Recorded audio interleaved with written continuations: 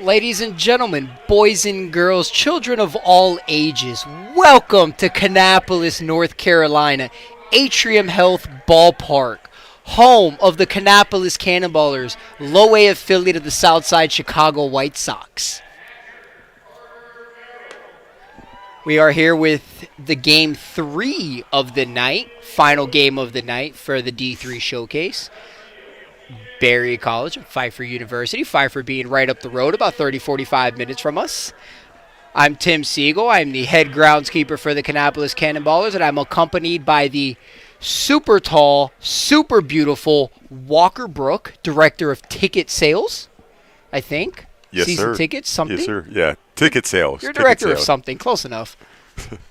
Walker is a very vital part in our office, but we are... warn you right off the back, we are not professional broadcasters. We're here to clear some dead airwaves. I'm here to have some fun and kill some time since I've been here a very long time today as the rest of us. Shout out to the whole Cannonballers front office staff for volunteering their time, putting in the work to make this showcase go. And shout out to the teams for showing out and putting on some good performances. Walker's getting ready to get the lineups up here, and he'll announce the lineups for you in a second. If you guys have any questions, any comments, any shout-outs, put them in the chat. We have a live chat going, so we'll answer all of those and get all those out to the best of our ability.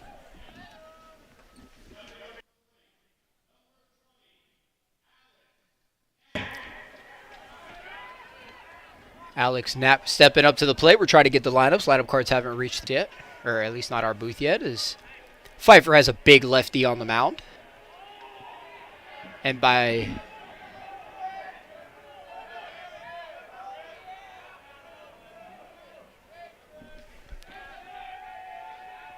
6:03 first pitch. First pitch is in there, called ball. Just a bit inside.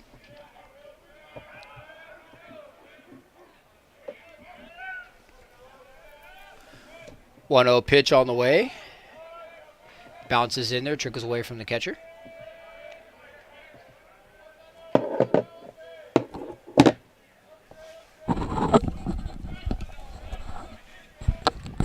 There we go, Walker. You get the lineups going on there? Yeah, it looks like Who's the big lefty on the mound? the big lefty on the mound tonight. Foul tip into the catcher's glove.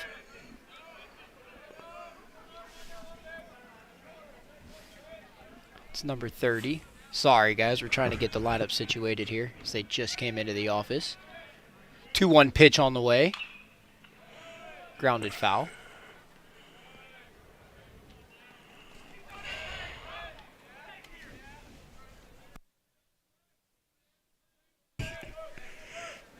Looks like we got number 90 on the mound here tonight for the Falcons.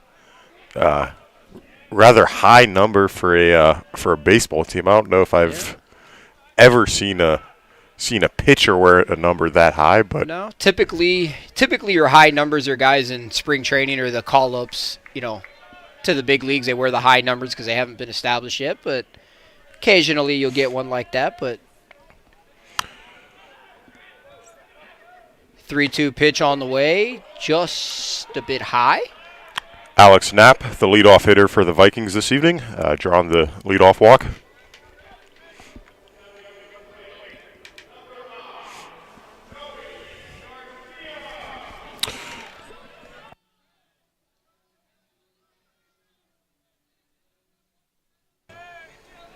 Number 5, Joey Garcia steps up to the plate.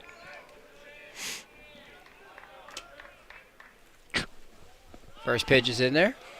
Yeah, we got the pitcher, the 6'7" lefty, 290 pounds, Trent Lowe. That's a massive human being. Played high school ball at West Davidson. All right, local boy, staying local to his college here, winds and deals, pitches up. Struggling to find the zones there a little bit right now. At the plate for the Vikings tonight, the two-hole hitter, Joey Garcia.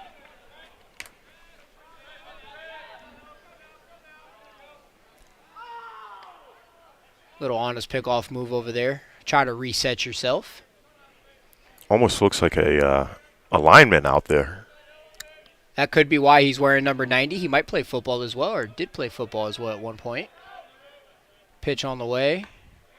In there for a called strike. Found it there. 2-1 count. We are in downtown Kannapolis. Just 30 minutes north of Charlotte, North Carolina. About 2 hours south of Raleigh, North Carolina. We're a little suburb of Charlotte as we throw it over to first again. Nice little town here. Revitalization happening over the last few years. The ballpark being a big part of that. We're on the old textile mills. There used to be old textile mills out here that ran the city for a long time until they shut down back in the late 80s, early 90s. As that pitch is up, moving the count to 3-1. Got the UNC Research Campus out there. Those are the brick buildings that you see out there in right center field and center field. A lot of different types of research that goes on out there. And then we have our favorite building in right field as we pick off the first again. Building in right field is home to Towel City Tavern. Wonderful barbecue, wonderful beer. They actually make our Long Baller beer. That is good for that is the beer home to the Kannapolis Cannonballers. As runners on the move, pitch is high, no throw, ball 4. Ball 4, back-to-back walks here to lead off the top of the first. Going to have a mound visit here.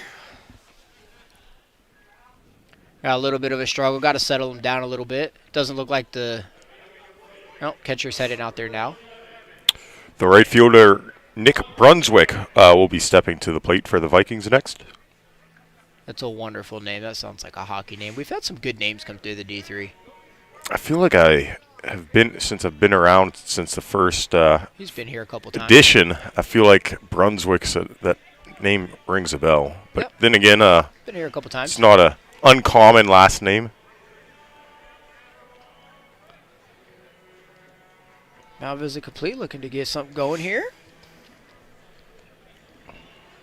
Ballpark is named Atrium Health because Atrium Health is our big healthcare provider out here in North Carolina. Big hospitals out here. They do a lot of good deeds for us. A lot of help out here with them. We partner with them for a lot of different events and games and whatnot. Runners on first and second, no outs. Pitch from the big lefties in there for a called strike. Again, if you guys are just tuning in, don't hesitate to put any questions in the chat, any comments, any shout-outs to your favorite players that are out here. Give us some fun facts about them. Walker and I are not professional broadcasters. I'm the head groundskeeper. He is our director of ticket sales, and we're just up here having some fun and doing something different. The show's bunt, nothing doing. Our whole front office staff is volunteering in different departments they wouldn't normally do. So it's a good way for us to learn everybody else's departments, have some fun with it, add it to our fancy resumes. Brunswick, the graduate student, was named first team All-SAA last season. Nice.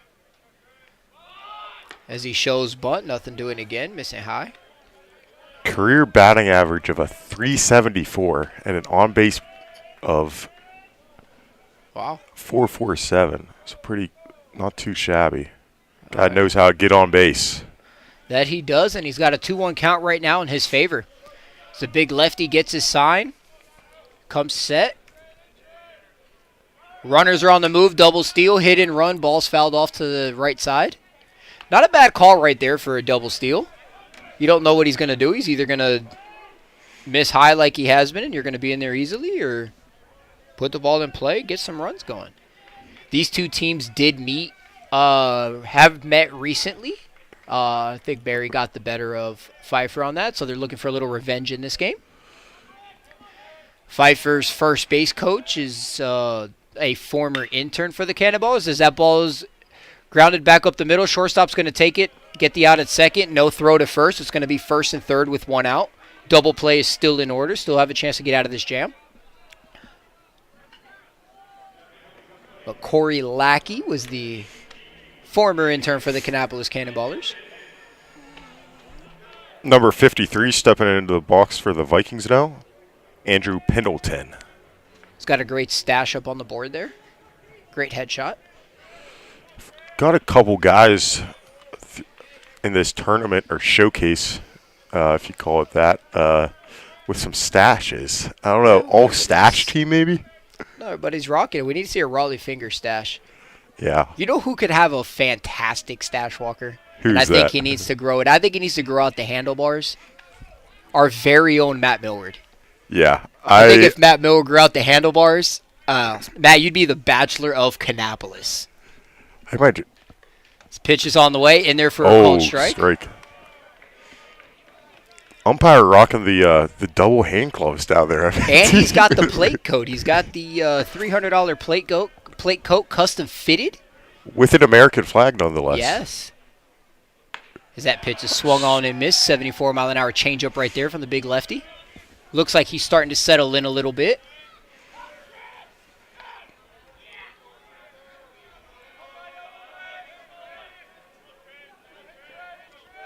Nice little crowd filing in here to Atrium Health Ballpark this evening. Fouled back. 0-2 count on Pendleton.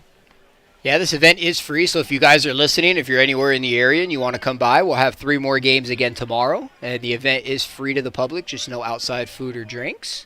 Dogs are welcome. Just kept on a leash as that one's fouled back, keeping the count at 0-2.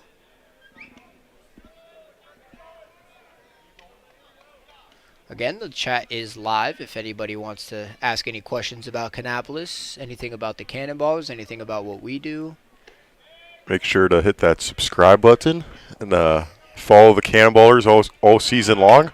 As this ball hit and run going from first base, that ball's going to get into the outfield, score run. Runner's going to go from first to third. Throw's going to come into second base, get by the shortstop there, but third base was there to back it up, and that's going to give Barry a 1-0 lead. Nothing better than some small ball right there, manufacturing some runs, putting on a little hit and run, moving guys around, creating the holes for you. As Riley Oles comes to the plate.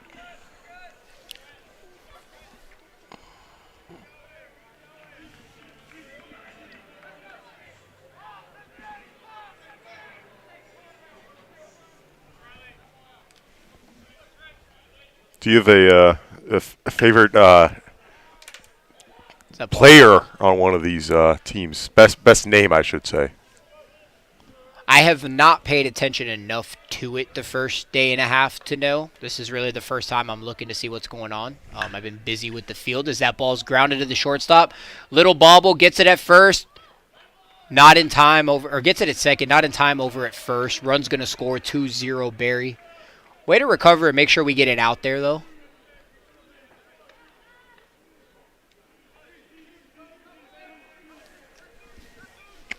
Now stepping up to the plate, the outfielder, number 11, Charles Pulaski.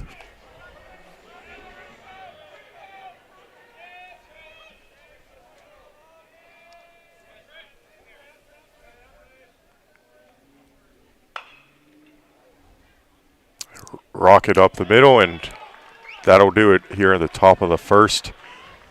Barry gets 2 runs on 2 hits. They're going to go into the bottom of the first with a little bit of a cushion here, and we'll be right back here in downtown Kannapolis.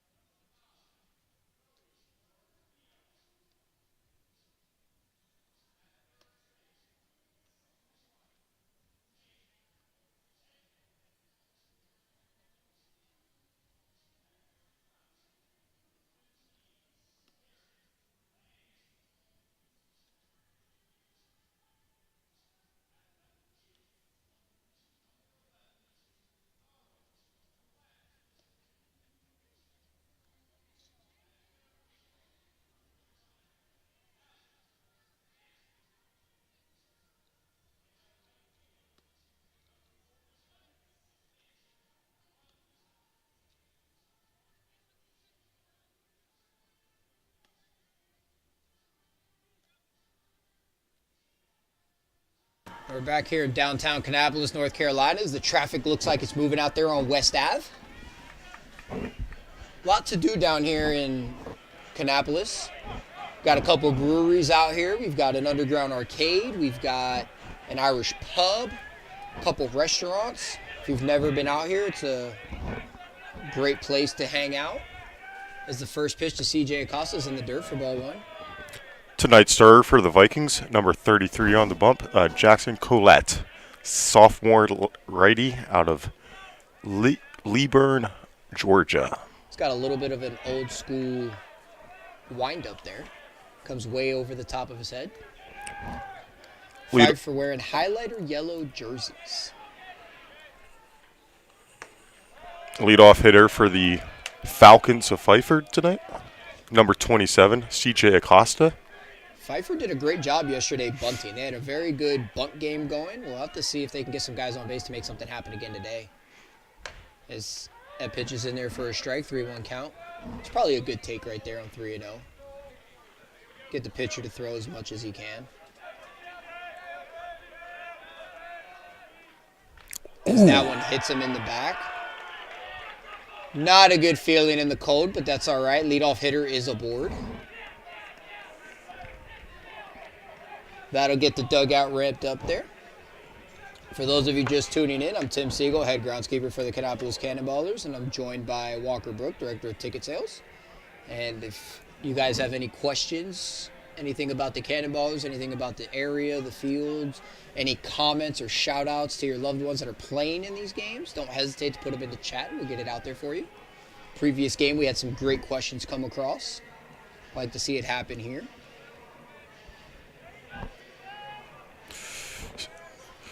The two-hole hitter now stepping into the box for the Falcons, number 28, Wilson Laurer. All right, Walker, we got some, I'll go back to some of the random questions we got in the previous game. Need to know your number one cereal. Cereal. And if it's not Cinnamon Toast Crunch, you're wrong. That ball's in the dirt. Do I get a pass on this question because of my allergies? This is true. You are gluten free, so you do get an exception. Unlike Alex Sufer, he doesn't get any exceptions. Field looks great. I greatly appreciate that, Teresa. Appreciate you tuning in. As this ball's fouled to the right side. Evens up the count at 1-1. And again, we have all of our front office trying new things out here. Got Jerry over there running the scoreboard, so if it's wrong, it's her fault. She's a first-timer out there, but it's all right. Second time, I'm sorry. She's new to the organization. She's been a halfway add-on, and it's been interesting as that ball's in the dirt. New to the area, too. To the area. Coming from the Commonwealth of Pennsylvania, up near Swarthmore College. One of the other participants in this D3 showcase here at Atrium Health Ballpark. 2-1 pitches outside. Both pitchers struggling to start this game off. Pfeiffer lucky to get out with only giving up 2 runs, and we'll see what Barry can manage out here. 3-1 count over here to Wilson. Pitch on the way. Grounded just past the diving first baseman. Runner's going to advance to second. We're going to have first and second with no outs here. Got station-to-station action. Tim, I got a question for you. What's the distance between on a football field, if there were to be one out here? What's the distance between first and third? It's 30 from the 30-yard line to the 30-yard line. So what is that, 40 yards? Something yards? Yeah. Glad your math skills are mathing tonight. Yes, they are mathing. I asked that question to Alex before, and we were trying to figure out what that was. As we show bunt here, pop foul. There's that bunting from Pfeiffer again, going to come out. See if they show it again. But, yeah, if you look at a football field, a 30-yard line to 30-yard line is first to third or third to first, however you want to look at it. So that gives you an idea of how long the throw is. In the bat box for the Falcons, number 25, Joey Javier.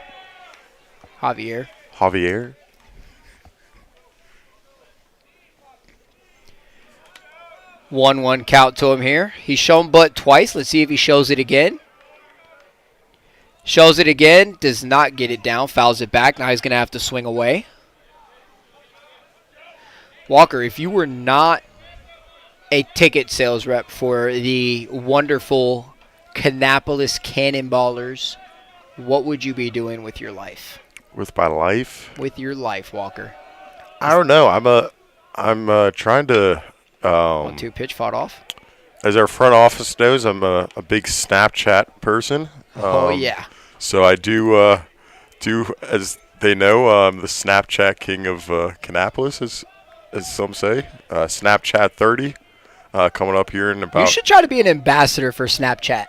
An ambassador? You should be an ambassador for Snapchat as this pitch is fouled straight back. Nice little fight going on here by Joe. Walker loves to come around the ballpark and constantly take pictures of the ballpark, and rightfully so. It's a beautiful area, beautiful backdrop and everything to go with it. And he is the Snapchat king. He was our feature in Snapchat last year when MLB had that day sponsored. As that ball's in the dirt, 2-2. So that's what you would do, Walker? You'd be a Snapchat king if you weren't a Cannonballers employee? That's maybe one. What was your dream as a kid? Because we all know Snapchat wasn't around. Well, yeah, I wasn't around when I was growing up. Will Howard wants to know what your snap is. That pitch is a called strike down and in. Hitter doesn't like it. Joe thought it was a little down. Could have gone borderline. Needless to say, it's a strike 3, 1 out with runners on first and second now. That's a pretty big strikeout right here as you're struggling to find the zone. Ground ball now can change things up real quick. Josh Turner will try to get the drive in a run here. First and second, 1 out. Bottom of the first inning. Rocking down the by 2. stirrups. To answer Will's question, I have several. I took that one right off the bill of the helmet. That's going to load the bases up. He ate that one like it was Cinnamon Toast Crunch for breakfast. Wow. Not phasing him at all as he throws his arm protectors and hand protectors across the dugout, and players are trying to reach across and can't get it. Climb over the railing, get that stuff off the field. Step into the plate, another local kid here. Number 2, Connor Welker, just down the road in Concord. Went to Cox Mill High School. Okay. Stafford, thank you for your kind words. That first pitch is in there for a call strike. Again, if you guys have any questions about Kannapolis, about the Cannonballers, about the field, about us, don't hesitate to ask. Everybody's running in different areas today outside of their norm for a job, and we're all just here to bring this towards you. As that ball is singled to right field, that's going to drive in one. They're going to hold him. It's going to be a RBI single, keeping the bases loaded. That's a big hit. That's big right there. That's a little bit of a momentum swing, especially after the strikeout. As the former intern from Kannapolis collects the arm guard and the elbow guard and the batting gloves. Stepping into the box now for the Falcons to keep this first ball of the first inning going. A freshman of Blacksburg, South Carolina, Levi Barrett. With Pfeiffer being so close to us, as that pitch drops in there for a called strike. Pfeiffer being so close to us, I have gone out there and good friends with Corey, their first base coach. I've gone out there to help them with their field a couple times and give them some friendly advice and whatnot from our levels to theirs. This pitch is grounded to the shortstop. Looks like it's going to be a 6-4-3 double play. Nice pick over there by the first baseman. We will get back to more news about Pfeiffer when we get back. It is a 2-2 ball game. Pfeiffer ties it up in the bottom of the first. We'll be back here in downtown Kannapolis shortly.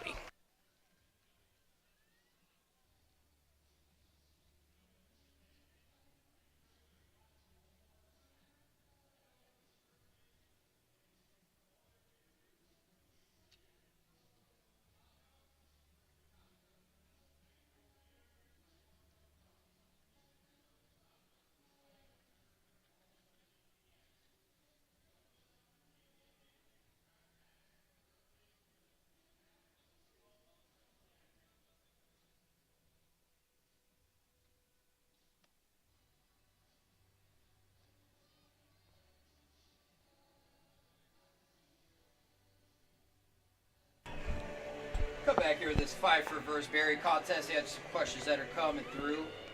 Not sure if Corey Lackey is single, but if you come out to the ballpark, you can ask him for yourself, and I'm sure he'd be more than happy to answer that question. Back to Pfeiffer a little bit, just being up the road here. You know, Corey being a former employee here, and a lot of high schools around here call in and ask for help. You know, being on the minor league level, we do things at a different capacity and have different standards, so people want to know how we do things for the major league level, minor league level, and all that. And they've talked well about this team. They have said that this team is very young, and in a couple years they should be very good, which from that first inning is not surprising. They said they had some pretty good bats, and they play some pretty good small ball. So it'll be exciting to see what they do here, what they do tomorrow, and how their season goes. Stavrid asks who uses the field regularly. Kannapolis Cannonballers, the low-A affiliate of the Chicago White Sox. So they're formerly known as the Intimidators, which was owned by the great Dale Earnhardt. Sadly, he passed away in that Daytona 500 accident before they played their very first game as the Intimidators. So he was not around to see the only championship in Kannapolis in 2005. As the first pitch is on the way, bounces away from the catcher for ball one. The leadoff hitter here in the second. Number 4, Caleb Spikes for the Vikings. Also used to be the Piedmont Boll Weevils, Piedmont Phillies. Ricky Williams played for the Boll Weevils as that ball is flown out, lined out to center. Ricky Williams, the former running back in the NFL, played for the Dolphins and a couple other teams. Played for the Piedmont Boll Weevils at one point in his career. We've had some decent names come through here. Tim Anderson came through here. Colson Montgomery, one of our first-round picks a couple years ago, should be in the big leagues this year. I believe he hit a home run today in his spring training debut. As that pitch hits him, and we're going to have hit by pitch with one out. Yeah, the White Sox are going to be decent. I know they don't necessarily look good on paper or in the media right now, but if all the guys get up there that we've had come through here, they're going to be decent. You know, last year the Cannonballers went to the Carolina League Championship. They were first-half champions. The minor league baseball season, as Garrett Lang comes to the plate, minor league baseball season is divided into two halves. So if you win the first half, you're automatically in the playoffs, which we did. And then we fell to the Fredericksburg Nationals, as the pitch is called strike, in the finals, 3-game series. But we did have a wonderful game against the Charleston River Dogs. They're going for a 4-peat. We were able to end that. The Trash Pandas, yep, I know their groundskeeper out there, great guy. They're actually doing a $400,000 double renovation out there for the Trash Pandas. They're hosting a softball tournament of some sort. As the runner goes, this pitch is fought off. Little hit and run here. As he's going to be called out at first. Close play. Got a little handcuff there, but went for it anyways on a hit and run, as you should. Scoreboard should be in your top left corner. Back to the top of the lineup for the Vikings. Alex Knapp, number 20, the center fielder tonight. Walked and came around to score the game's first run of the evening in the first inning. So already lots of offense. Yes. Lots of interesting offense. Hit by pitches, walks. Little hit and run right there, but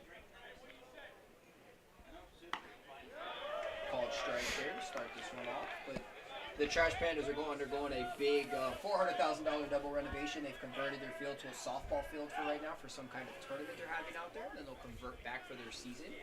It's actually a very interesting process to watch for those of you that are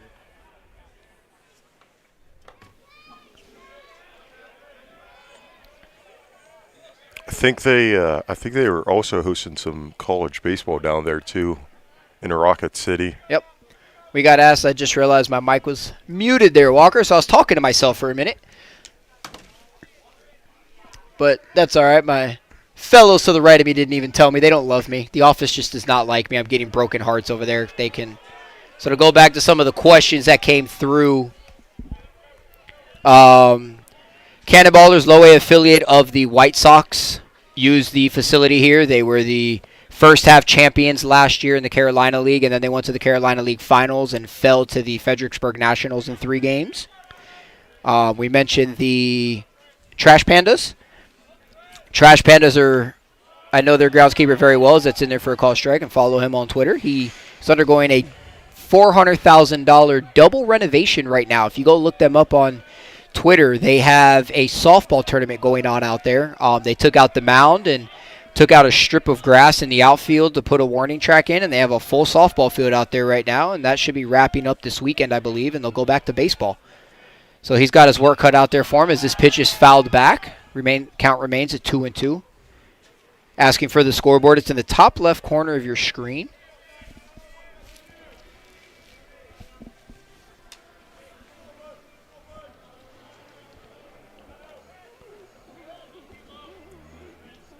Looks like Alex Knapp here with the waiting on the 2-2 pitch.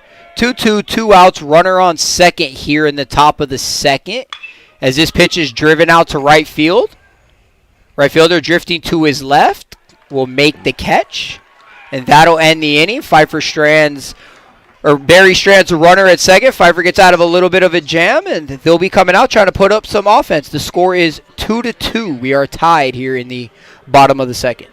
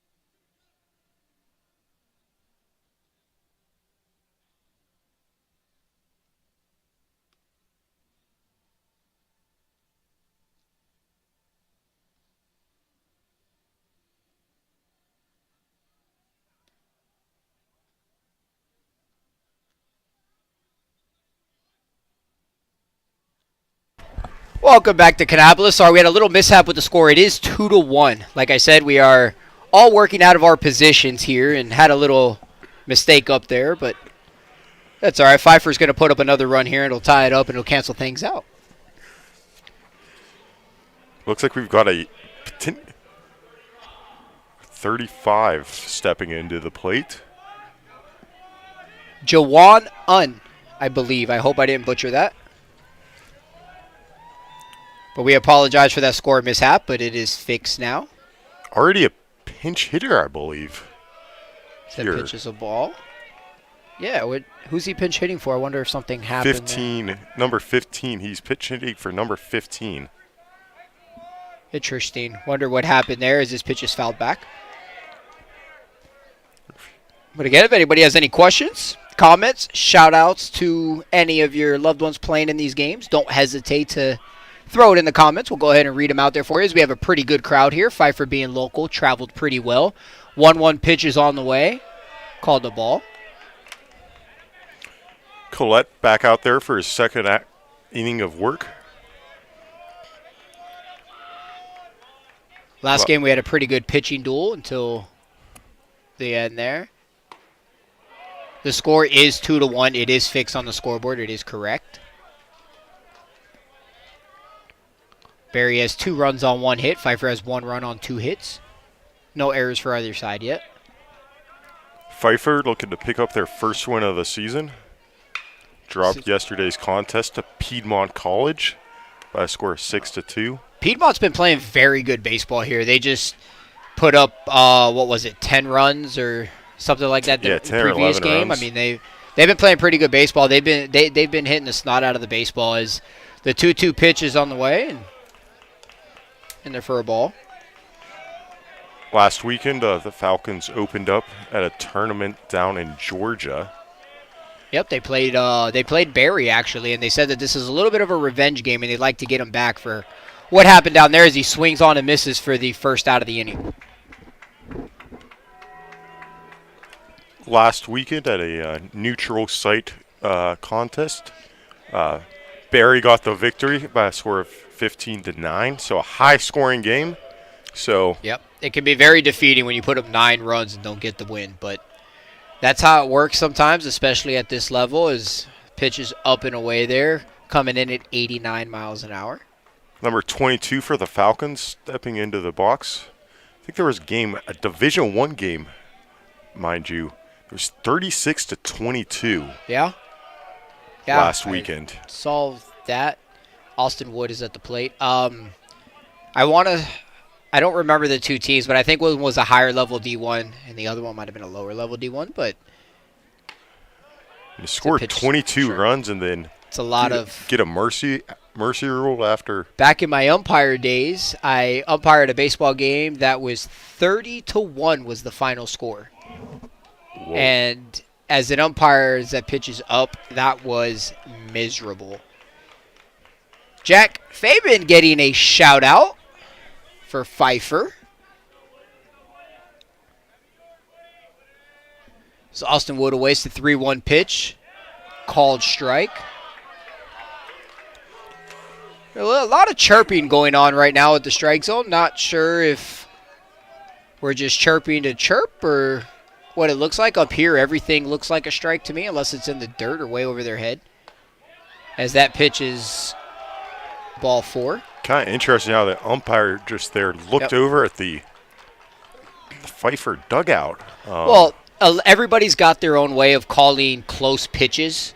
Some umpires do that look away. Some umpires just say it really loud. Some umpires don't do anything, but you're taught if it's a close pitch, especially in that kind of scenario where it's 3-2 or, those kind of scenarios, you want to give a good call so everybody knows what it is. They know the confidence is. C.J. Acosta steps into the box. Hunter Honeycutt coming to the plate. Correct. The 9-hole hitter for the Falcons. Shout out to Brighton. Very good fellow in the Barry uniform. Another shout out for Barry.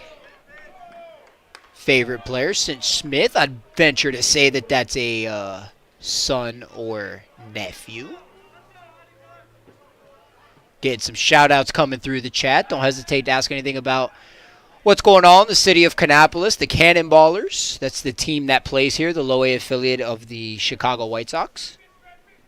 Had a wonderful year last year. Came up just a bit short, but best season they've had in a while. This pitch is on the way inside. First playoff appearance since 2018. I believe it was the first finals appearance since 2005. 2005, they did win it all as the Kannapolis Intimidators, which was owned by the late Dale Earnhardt. His statue is here in downtown Kannapolis as he's from the Kannapolis area. As this pitch is grounded hard. Back up the middle, off the second baseman's foot. Runner's going to go from first to third on that. That's going to go on that's going to be an E4 on that play. Tough play there. Just overran it a little bit. Went off his foot. Allows the runner to advance to third, so it's going to be first and third with one out here. See what Pfeiffer does. Like I said earlier, they like to bunt. They've been showing bunt quite a bit yesterday and today. Never know what they might drop here.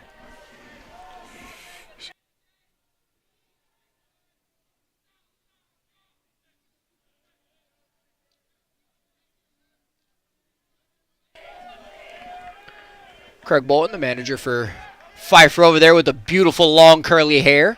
Very nice guy. So that ball's in the dirt. Acosta here at the plate, the leadoff hitter for the Falcons. First and third, one out. We'll see if they can generate some offense and tie this ball game up at 2. I don't know why, but I'm loving these highlighter jerseys. As that ball gets through over there, and that's my score 2. He's waving him around third. Throws coming into second. They're going to throw home. Safe. He missed the tag. Missed the tag. He is in there. Runner advances a second. That could possibly be ruled as a double for him, but Nonetheless, that's going to add some runs up there. Pfeiffer takes the lead here. Like I said, it's a little bit of a revenge game for Pfeiffer against Barry. They really want this game. Talking to Corey and Craig last couple days, they said that they really wanted to get something back here. They didn't put up the greatest performance last week, so they really wanted to come back and show what they're made of this week. And the bats are coming to life a little bit here. So 3-2 Pfeiffer. Looks like they gave him a double. The official score gave him a double on that one. Yeah, it didn't look like he broke stride. He looked like he was ready to go into second regardless, which that's what you got to do there. Draw the throw. It came into second because he was going for that. It was a good relay. Great slide. Great way to get under the tag there. And with the new rules in baseball and how you can't guard the plate, block the plate, whatever you want to call it. I mean, I'm old-fashioned. I'm not a big fan of the Buster Posey rule, but it is what it is. It's a little harder for that there because now he can't block the plate as the ball's coming in. And the interesting thing about college, though, that they have had for a while is a malicious contact rule. So if you hit the catcher too hard and the umpire's judgment is malicious contact, it's an automatic ejection. And it looks like we've got a meeting at the mound here right now. Umpire going to break that up. But pitching coach Dylan Beasley out there for the Vikings, the assistant coach and head pitching coach for the Barry College Vikings. Shout out to Levi Barrett. You got people watching you from your hometown in Plattsburgh, South Carolina. The first baseman, number 28, Wilson Laurer. This pitch is in the dirt. Nice block by the catcher. Looking to Corey Lackey interview. I would love to get a Corey Lackey interview. The only problem is he is currently working, and I think he'd be highly upset if I went down there and pulled him up here. But maybe tomorrow I might be able to get something going. I think all of you that know him personally and have his number, you should just blow up his phone so when he gets back to the clubhouse, he sees 1,000 messages from you guys. Maybe a little Sunday Fun Day interview? Maybe. With Mr. Lackey? Maybe. Corey's a little on the quiet side, at least for me. Not sure if that's his normal personality or not, but it's what it seems to be when he was an intern here, which fouled off to the left side. It's not sure how much he'd have to say, but great guy. Shout out to the Quinleys watching from Georgia. Appreciate you guys tuning in. Hopefully you're going for the local team. And by local, it could be either one for you since Pfeiffer's local to here as that pitch is up and away. Colette's pitch count is starting to get up there now, over 40 pitches in just an inning and a third. And the thing to remember for this, too, is a lot of these teams are playing there. I know Piedmont played their first game of the year yesterday, I believe it was, as this ball's grounded to the second baseman, on to first for the out, 2 outs, runner moves over to third. I believe it was Piedmont I was talking to that said they played their first game of the season yesterday because of all the snow and everything going on where everybody's at. So everybody's trying to get through here, so I'm sure the pitch counts are going to be a big question and watched heavily. Javier stepping into the plate for the Falcons with a runner on third and 2 outs here in the bottom of the second inning. Got confused there. Walker, I looked up at the number, and then I heard your name and looked up over at the video board. We're going to have to crack down over there and get the things updated, but they're doing a great job. Shout out to the entire Kannapolis Cannonballers front office. Got Jerry over there on the running the scoreboard tonight. We've got Joel Johnson, our graphics designer. Yep, he's over there running the video board, and Drew is on the PA. That's the beautiful voice you guys are hearing. As that ball's going to drop in front of the center fielder and score another run for Pfeiffer. Another shout out for Barry. Pfeiffer's pitcher's velo, we will get that to when they come back. I believe he was sitting in the mid-80s.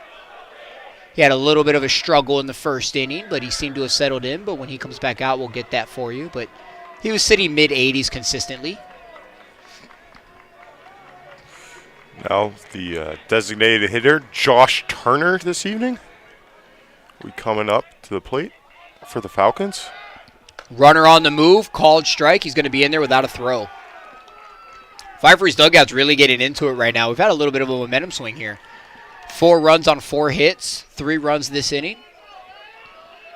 Getting a watcher from Arizona. got As time is called. Shout out to Caleb Austin. Again, if you guys have any questions about the Kannapolis area, North Charlotte area, metro area, don't hesitate to throw them out here. We're just up here having some fun, hopefully giving you guys something interesting to listen to as the pitch is in there for a called strike. Be curious to see what the viewers think. Who's going to win this ball game? It's been back and forth tonight. We've got a lot of Barry shout-outs, but I also think it's because Pfeiffer is only 30 minutes up the road, and they're all here because the whole first base side and behind home plate's got a decent amount of people, given the weather and everything else. Yeah, one of our bigger crowds of the weekend, I believe. Some Saturday night lights here at Atrium Health Ballpark. A little music shout-out going in the chat as the 1-2 pitch is on the way. Has that hit him?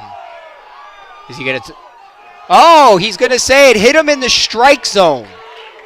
I believe he's going to say it's hit him in the strike zone. He's going to call him out. Craig's not too happy about that. He's going to go have a word with the umpire.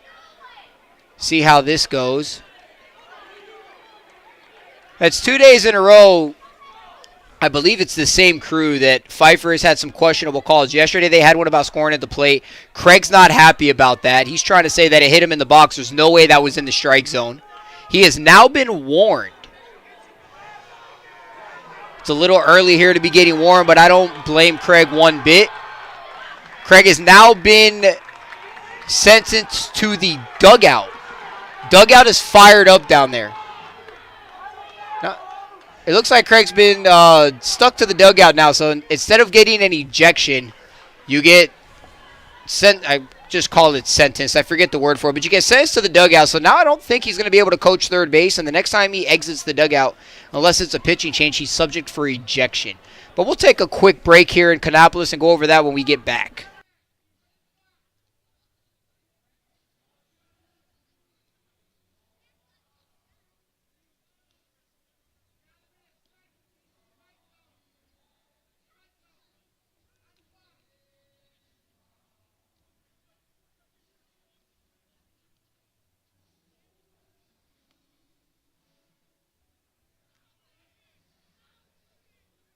All right, got a sip of water. We're back here with things getting a little chippy out here in Kannapolis, North Carolina. Craig, the manager for Pfeiffer, did not like that last call. He was called out on strike. The batter was called out on strike 3. Umpire says that he was in the strike zone when it hit him. Called strike 3, and he has then been warned, and now he is stuck to the dugout. So, yes, Penny, he has been put in timeout. As my 4-year-old would say, that's not nice. But that happens as the first pitch to Joey Garcia is in there for a ball. So it'll be interesting to see how this plays out now. We're in the top of the third inning, and it's never good, and you can't step out of your dugout as that pitch is in there for a called strike.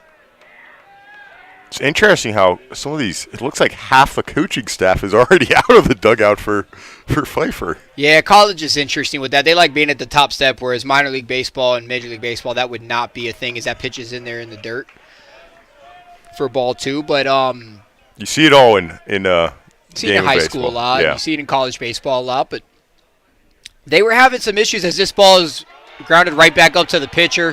Second baseman can't come up with it. It'll be a leadoff single for Barry. But they had some issues yesterday.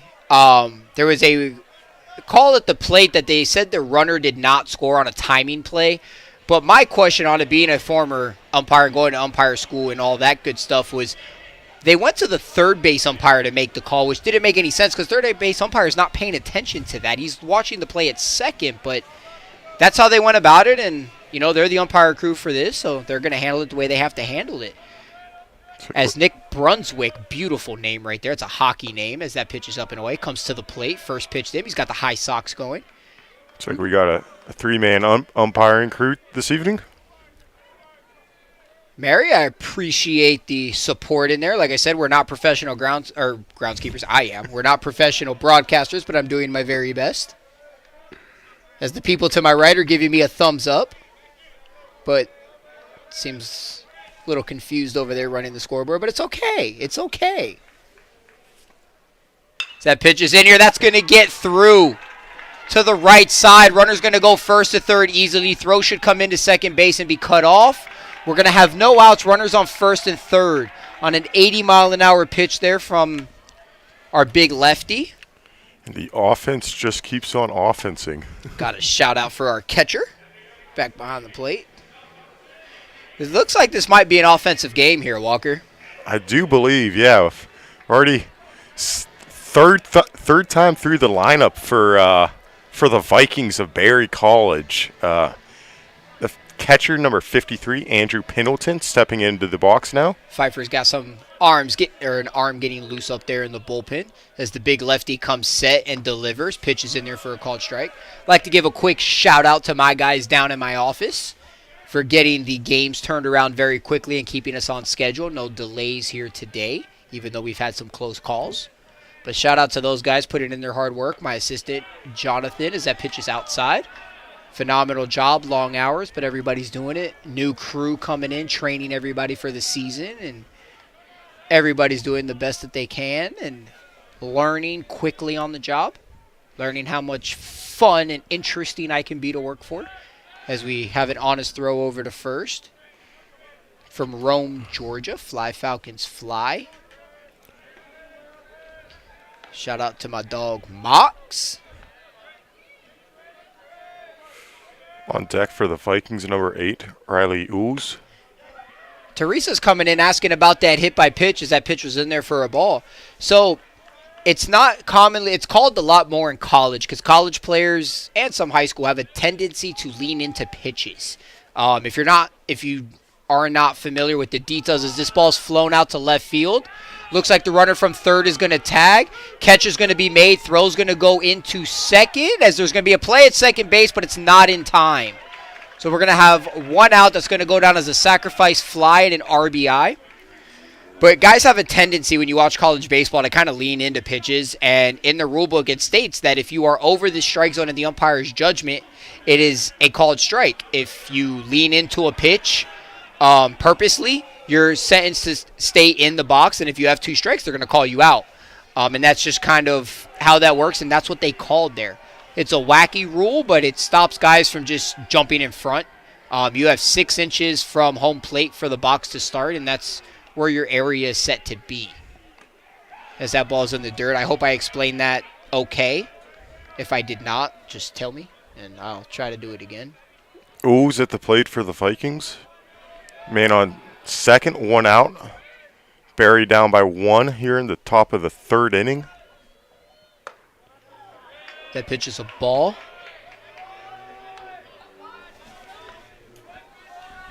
As we have a 2-0 count. 2 balls, no strikes here on Riley. Runner on second base, 1 out. Pfeiffer leading 4-3.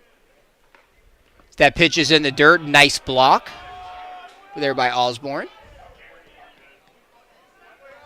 Last shout-out, Wheezy, for the Vikings. Don't hesitate to give us more shout-outs. We love seeing the action going on in the chat.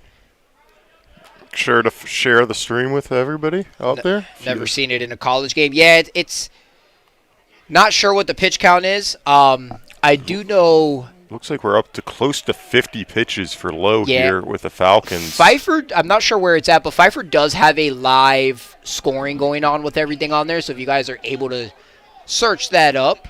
As we have a walk here, runners on first and second. It should give you a live scoring with all that information. But yeah, the hit by pitch and a strike is not always called, but it is a common thing in college baseball. I don't know why it's only college, but it's just one of those things. I guess in the big leagues they handled it the way they want. And as that ball is in the dirt, the big lefties here struggling a little bit. Yeah, both starters this evening seeming to have a tough start finding the strike zone and lots of contact early in this There's a lot going on right now. Pfeiffer's manager was warned and stuck to the dugout now, put in timeout, so to speak, and adrenaline is going. Tempers are flaring a little bit. These 2 teams met last week and kind of a little bit of a revenge game for Pfeiffer, trying to show what they're all about and come back and The nerves kind of get to you, and it doesn't help that it's cold out. Pitching in the cold is not easy. It's hard to get a grip on the baseball as that pitch is fouled straight back. We are looking at around 45 degrees or so right now. Brisk. Not too much wind going on, but Brisk by North Carolina standards for this time of year, getting into the later part of February. yeah. Pitch timer. We just got asked about the pitch clock as that pitch is inside. Pitch timer in college versus MLB. I'll just keep it point blank and simple. MLB, we have the pitch clocks everywhere around the ballpark on both dugouts and in center field for everybody to see. And for college baseball, it is done by the umpires. Now, whether they uphold it very strict, don't know, can't answer that for them. They have their own guidelines they go by. But for the most part, as that ball's fouled off to the Atrium sign and it's coming back onto the field. But I believe it's still 18 seconds with a runner on and 15 with nobody on, I believe. But they handle it a little differently in college. They don't want it visible yet. Some D1 is going to that, but it's not fully out there yet as that pitch is fouled off to the picnic area in right field. Shout out to Stafford for supporting all the way in Nashville. Got runners on first and second for the Vikings with Pulaski at the plate. 3-2 offering coming here in just a moment. Yep, runners on first and second, one out, pitch on the way. Grounded to the third baseman. That's going to be a 5-3 double play. Pfeiffer gets out of it, giving up one. They are pumped. They are pumped. Coming out like a swarm of bees in those highlighter yellow uniforms, ready to come in and try to get some more runs. We'll be back here in Kannapolis.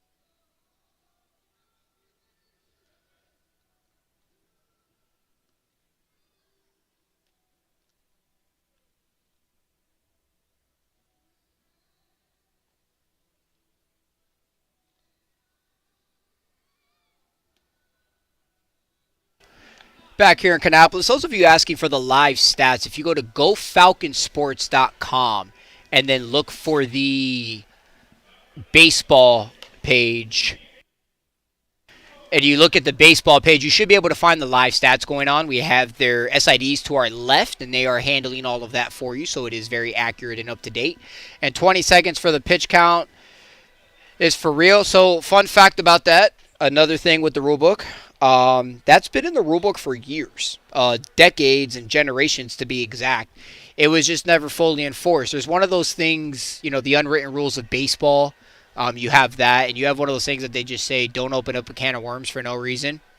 That's one of those things that the umpires would deal with it. If nobody complained about it, they just went about the game, and that's how it went. Kind of like pine tar.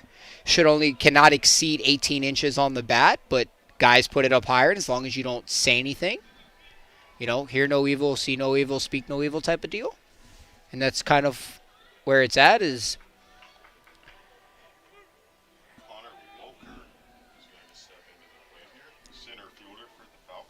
So I stand correct. It doesn't look like Craig was put in timeout, so to speak. He is back out at third base. So I think what it really comes down to is he's got to walk on eggshells now to make sure he doesn't get thrown out of this ball game. And he was just talking to the third base umpire, but they look like they had a couple smiles going on there about it. Clear up some rules as Connor Welker steps up, and the first pitch to him is swung on and missed. Last time at the plate for Welker, singled in the first inning. Got somebody in here from Indiana, PA. Walker, aren't you from PA? Where are you from? Yeah, it's Where's that at from you? about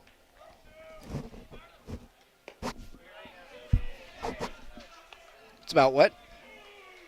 Thank you, John Dell. Thank you for this shout out. 45 minutes to an hour to the east. Nice. Nice. Walker, our director of ticket sales, is from up that way. I am from Miami, Florida, as that pitch is fouled straight back to our Kinetic Club area. I'm from Miami, Florida. Little quick history on me. I got a little more history than Walker does in baseball. I started my career with the Miami Marlins in the big leagues as a game day staff member. Moved on up to the Baltimore Orioles spring training as that ball is driven out to left field. Left fielder's back. That ball's down. It's going to be stuck under the wall. He's going to field it. Runner's going to be a leadoff double here for Connor Welker. That ball was sharply hit out there to left field underneath the Oatley ad. Kind of got stuck under the pads, but no dead ball called on it. They're going to change out the baseball, though. He is halfway to the cycle already. Yeah. Young game. We almost had one last game, but yeah, so I started my career with the Marlins, moved on up to the Baltimore Orioles spring training site. I was there when Adley Rutschman was coming through the ranks. Did a year at spring training on the grounds crew, and then moved over to IMG Academy, a massive, massive, massive high school academy. It's one of the top of the line in the country. And then I came over here to Kannapolis, where I take care of the field out here now. So if it doesn't look good, it wasn't me, as that ball is driven out to center field, deep center. Center fielder's back. He's not going to have a play. That ball's off the wall. Runner's going to score easy. That's going to be an RBI double for Levi Barrett. This dugout is pumped. You talk about a game that's taken personal for real. They are taking this game personal. Both balls were very close to a home run. The one to left field hit the bottom of the wall. The one that was just hit about halfway up the wall, give or take. A little hard to tell from here, but about halfway up the center field wall. The batter's eye that is out there is recessed, and it is considered a home run if it hits that batter's eye. So you can see the yellow line out there. But just shy of it as Jacob Osborne comes to the plate. We had a shout-out for him earlier. We're 3:15 down right field line as he squares to bunt. That pitch is up. 3:15 down right field line, 400 to dead center, 325 to left field. So he hit that ball probably 399, I guess you could say. That ball's in the dirt, nothing doing. And then the one before that was probably hit about 326, give or take. It's interesting to see the ball here in the wintertime versus summertime. The ball flies out in the summertime. These balls, both of these balls probably would have been home runs in the summer as he squares up the bunt, takes that for a called strike. Wintertime, the ball likes to get up there and carry, but it doesn't necessarily travel, which is weird. Gets up in the air and just keeps going, but somehow it always finds its way in the ballpark. It kind of just dies up there with the air out here. Do you have a new pitcher on the mound for the Vikings? Came out in the top of this inning, scored top of the fourth. Mason Schoonover. That's a name right there. Sophomore from Columbus, Georgia. Schoonover. I like that. 6'1" righty, 190 pounds.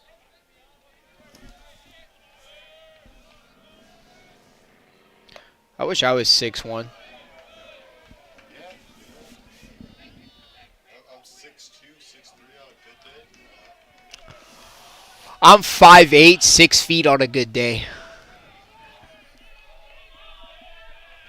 know there's basketball, like especially when it comes to people, like to add Pitch is fouled back. on the players' heights and stuff. Sometimes I worked in college athletics while I was at the University of Oklahoma, and it always seemed like the media guides would always have these players, have a couple extra inches on their height.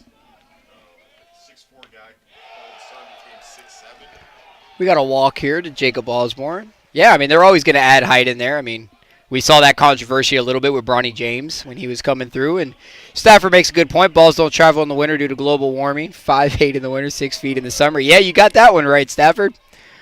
But, hey, who's counting?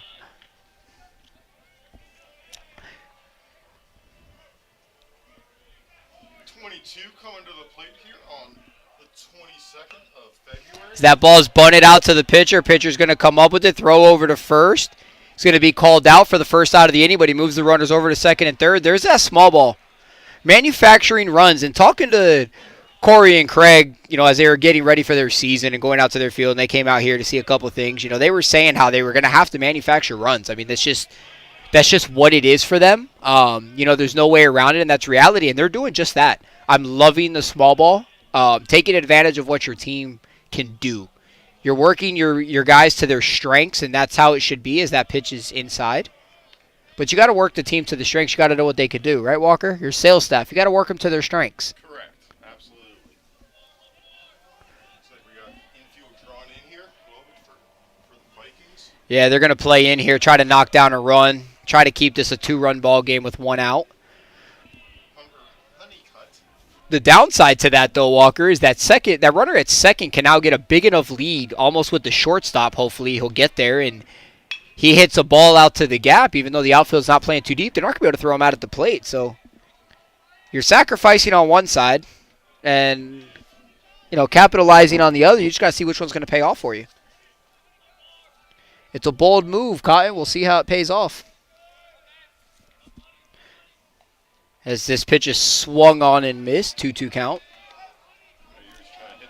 To the tavern. There. Walker, we really got to watch our mics and make sure we stop muting and talking to each other. Or talking to ourselves. Happened to me, now it happened to you. It's been a long day, guys. It's been a long day as that pitch is in there for called strike 3. He does not seem to... Did not like that call. Honeycutt does not seem too pleased. We'll see if Acosta can bring him around now with 2 outs, or if the Barry pitching staff can keep this a 2-run game. We apologize for some of the technical difficulties, whether it's with us, scoreboard, PA announcers, whatever the case is. It's been a long day. We're going on 6 games in the last 24 or so hours, 36 hours. So... as we have our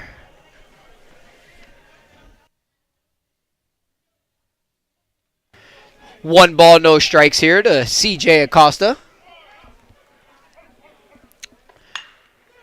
As this ball is grounded to second baseman, past the diving second baseman. They're going to wave the runner around from second. He's coming in. We're going to have a play at the plate. He's going to be safe. The ball's going to skip away from the catcher. Pitcher was backing up there. Runner advances to second. 2-run score. And the little school out of Meesemer, North Carolina. Messenheimer. Always learning something new here, all right? It's all right.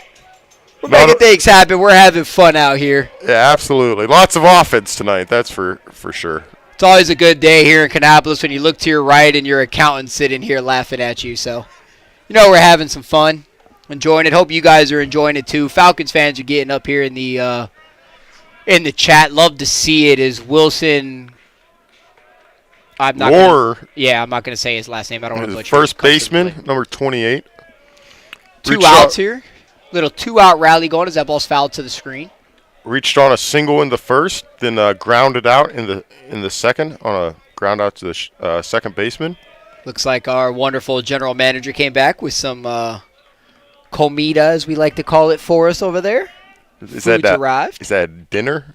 That would be dinner as this ball is flown out to the left fielder. But Pfeiffer gets a few in this inning. 7-3 ball game. Great inning for Pfeiffer. Barry's going to come in and try to cut that lead down, and we'll be back here in Kannapolis shortly.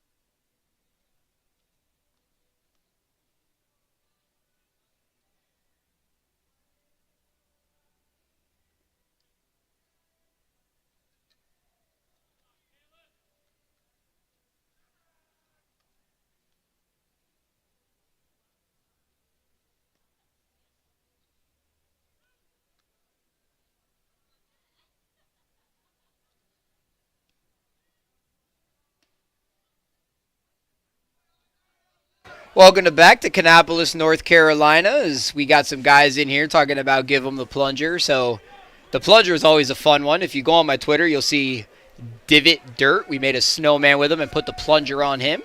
It's our accountability hat, our first-timer hat. When you make a common, simple mistake that shouldn't have been made, it's our way of having fun down at the shop, and my guys embrace the plunger hat every year. Have a wiffle ball tournament at my house when the season is over, and we have the big plunger award. And I've worn it plenty of times. As the first pitch is swung on and missed. By number 4, Caleb Spikes.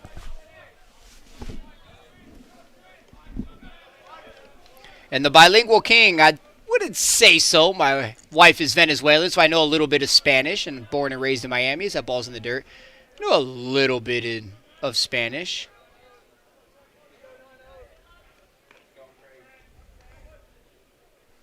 But it's there. I can communicate where I need to. I can understand what I need to understand. Caleb Spikes, last time up at the plate, lined out to the center fielder. This ball is chopped to the first baseman. Pitcher's going to be late to get over. It's going to be a foot race. First baseman's going to get there. As Caleb slides into first, but he's unsuccessful. Pitcher's velo is sitting right around 82 to 84 consistently. I know that question is probably coming across because he is a massive human being. But he's sitting right around 82, 84 consistently, and he'll drop down to as low as 70, 72, which that's a pretty big drop, 10-mile-an-hour drop.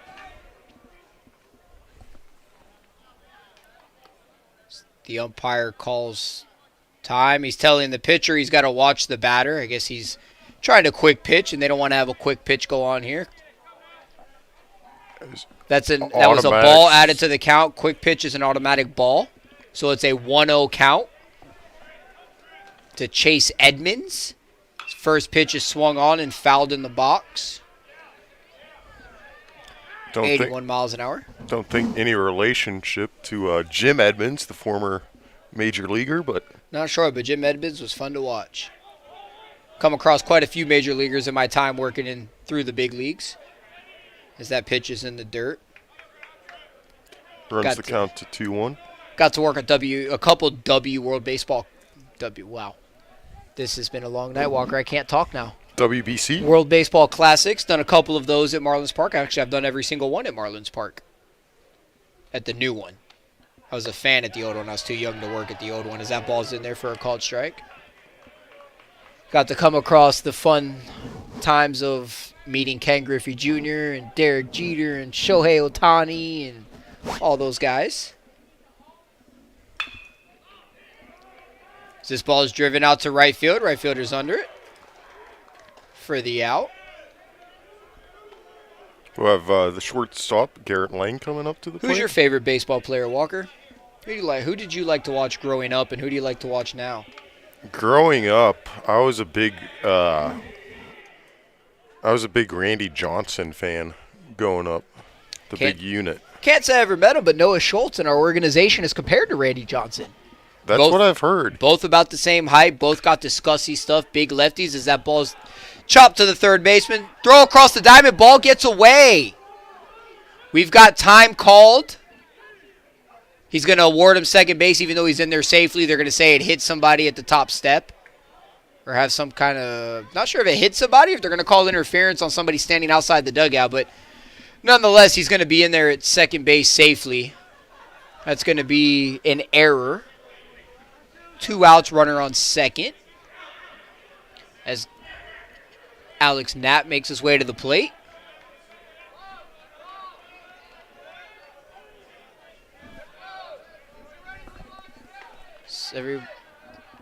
Not sure what the confusion's going on right here, but got people screaming about the outs and where guys are going.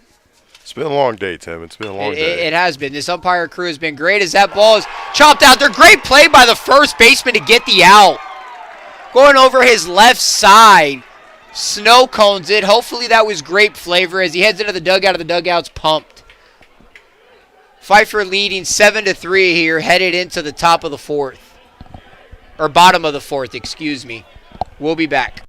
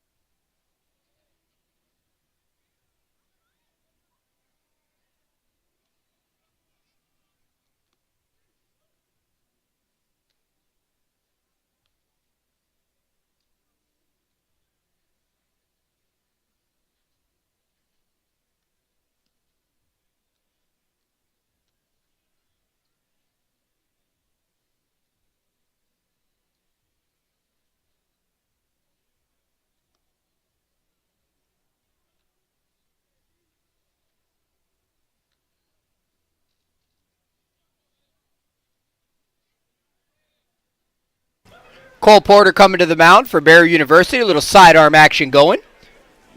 Just below 3/4, just above a submarine.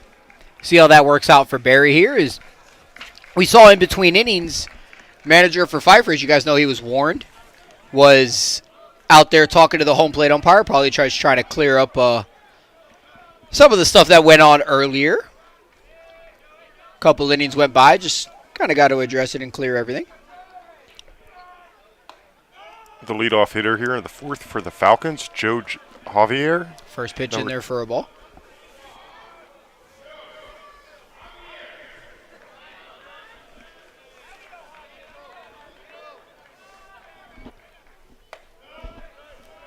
Pitch in there for a ball. 2-0 the count. Hey, going back there just a second to the that conversation that we were having about favorite players growing up. Yep. Yeah, Randy Johnson. I was a Diamondbacks fan as a kid. Sorry. Doesn't really make sense, a kid from Pennsylvania, but I just wanted to be a little bit different, and I used to go out to spring training with my family a couple times. So it's kind of how I fell in love with the Arizona sports teams, and then obviously now, I'm a big White Sox fan. 3-1 count. Support the parent club. People ask me all the time who my favorite team is, and being in baseball so long, I don't have one. My favorite team is the one that pays my bills. So as long as I can pay my bills, that's who I'm rooting for, and that's kind of how it goes. And, wife's family's in the Marlins organization, so obviously, and I started my career with them, so obviously I'm biased, but it's hard to find one there as we have a leadoff walk here to Joe Javier. Brings up Josh Turner to the plate, who's hit by a pitch in the first, then in the second, struck out swinging. You got a D-backs fan in here with you, Walker. Penny Smith. She said no need to apologize for being a D-backs fan. Watched the D-backs win the World Series back in 2001. Yeah. That started as that ball's in the dirt, that started one of my favorite slumps of all time, the New York Yankees. As I look over to my right, and Jerry says she's not a Yankees fan, she's a Mets fan. Not sure what's worse, but as that ball is swung on and missed. But they started the big slump for the Yankees, and I kind of want to say that was the downfall of the New York Yankees, was losing that World Series. And then they went 9 years without winning one, and they won in 2009.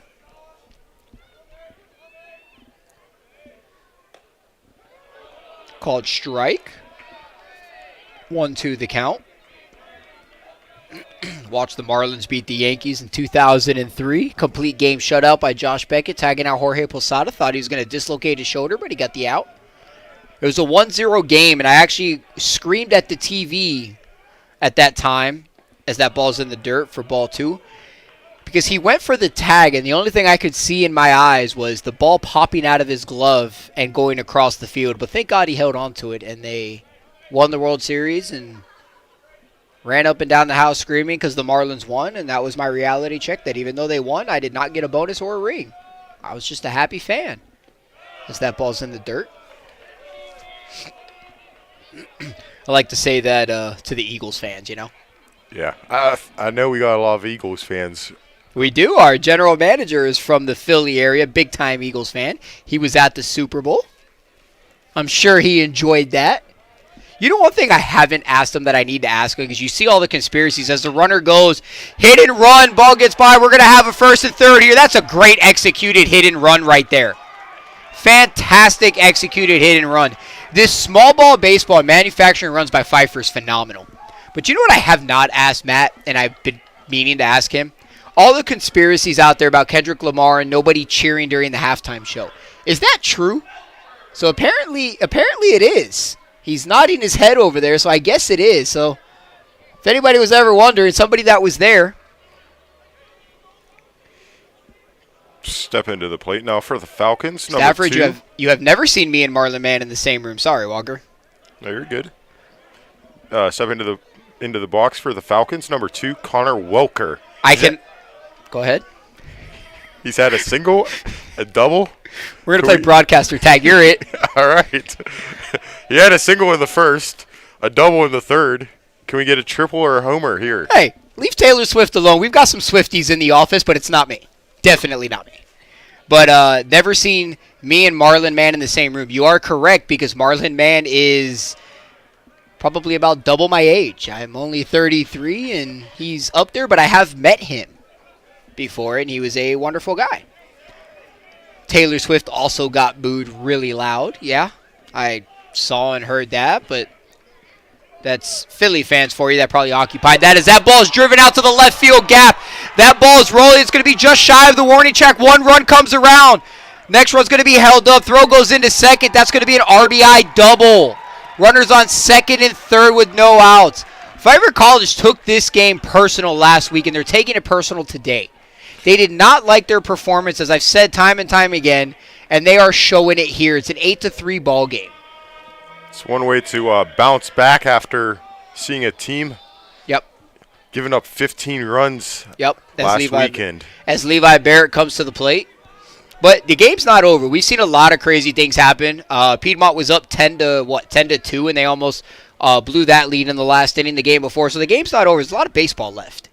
Correct.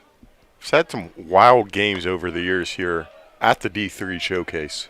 There have been. We had a walk-off winner, or extra innings and a walk-off winner last year. We had some bonus baseball, even though it's already free. But all right, that's the fun of it. As the temperature continues to drop, the flags are not blowing. There's no wind out there right now, which is probably a good thing. Is temperatures are probably dipping down into the 30s now. We have a low of 25 tonight. As that ball swung on and missed by Levi Barrett. All right, guys, runners at 2nd and 3rd for the Falcons, looking to push across some more runs here in the bottom of the 4th inning. Ball's fouled off to the bullpen. Got the highlighter yellow unis tonight for the team from just down the road. Walker, this is going to have to be a question for you because I'm not from that area. So why did Yankee Doodle name his feather macaroni? I'm going to sense a foul ball here and a So why did he put a feather in his hat and call it macaroni? I've got a deer in the headlights look over here by Walker Brook. I really don't know, to be honest. I wish you guys could have seen his face on that one. And any of you that know Walker Brook, you know what that looks like. But we had the deer in the headlights there.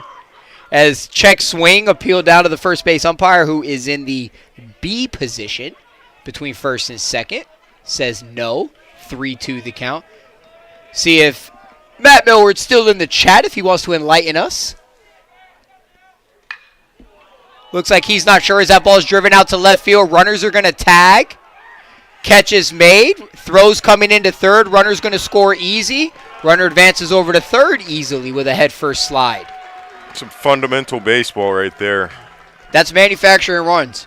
That's giving up your at-bat for your teammates. That's being a great team player, and that's how baseball should be played. Unfortunately, nowadays, a lot of it goes by stats and launch angle and spin rates and everything else. And I like old-time baseball, which is why I've been getting into college baseball more and more. Do I have lots of college baseball here at the ballpark over the next couple weeks? Yes, we will. We'll have 3 more tomorrow. West Virginia and Queens. Tomorrow we have D3, and then next Friday and Saturday we have West Virginia and Queens. That ball's grounded to the shortstop. Infield was playing in, so the run's going to have to hold at third, and we're going to have 2 outs here with a runner on third.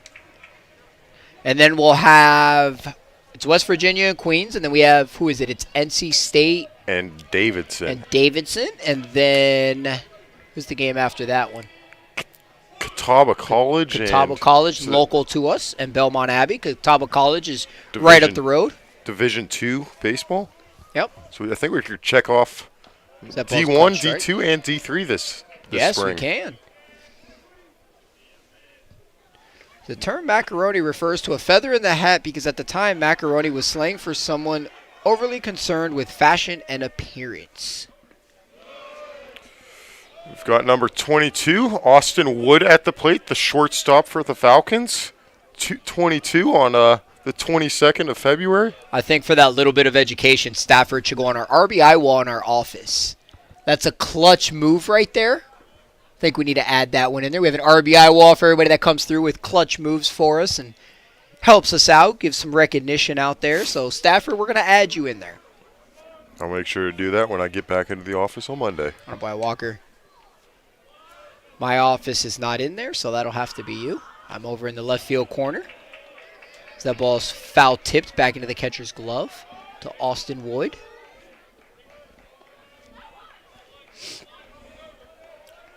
A lot of action going on in the bullpens this weekend.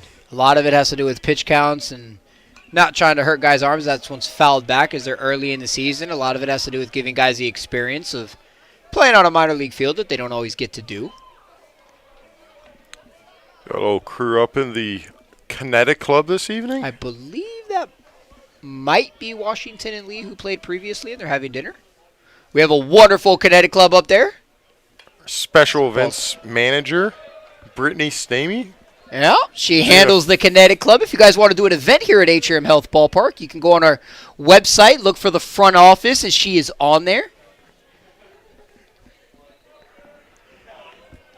Definitely a 365-day-a-year venue here. Called strike 3.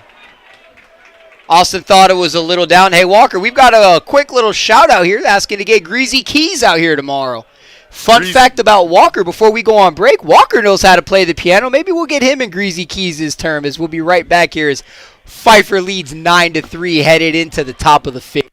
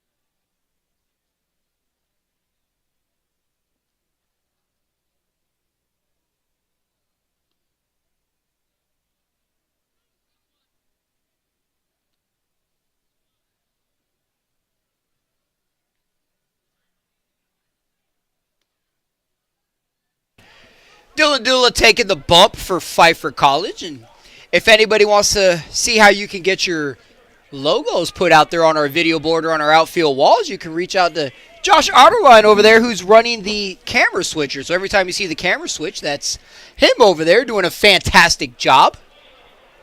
With all the new hires that we have in the office, I'm just going to go ahead and say he's my favorite, as I get a lot of looks from everybody in here that's new, but that's all right. They'll be all right. Again, I'm Tim Siegel, head groundskeeper for the Cannonballers. Is Walker Brook is our director of ticket sales, and we're just on here trying to clear some airways for you, have some fun with it, doing stuff we don't normally do, adding it to our resume as that ball's in the dirt.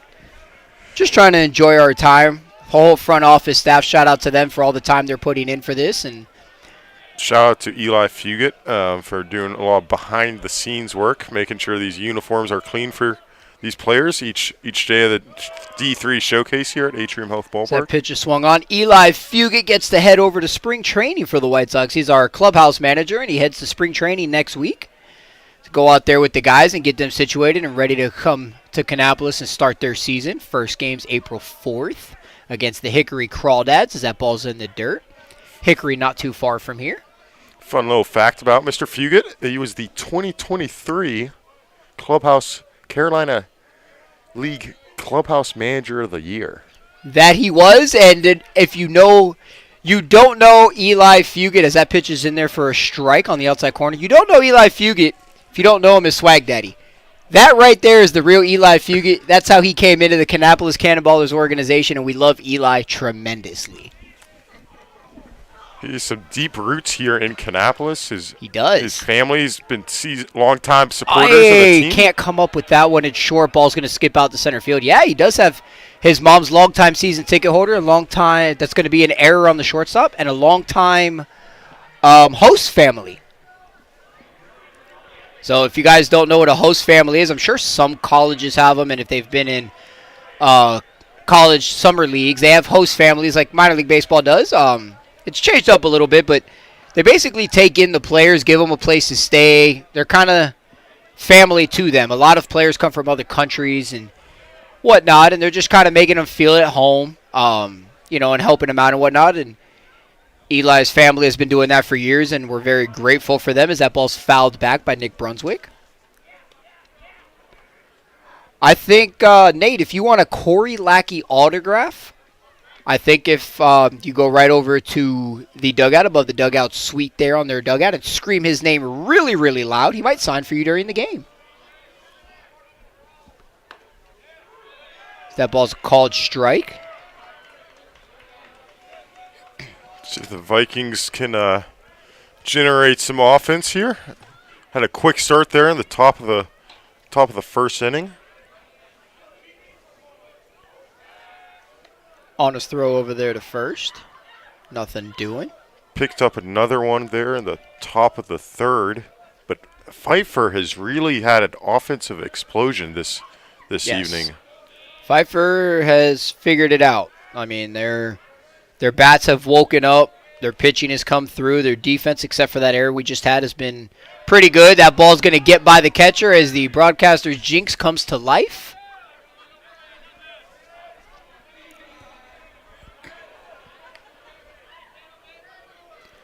A lot of hardy fans out here braving the temperatures and the elements this evening. Yep, we're dipping into the low 40s. We're supposed to warm up a little bit going into next week, get back up into the 60s. I think we actually have a day in the 70s. I might actually get to be able to mow the grass next week. I've only been trying to mow since November. Grass just isn't growing right now. It's struggling a little bit, but we're trying as that ball's fouled back.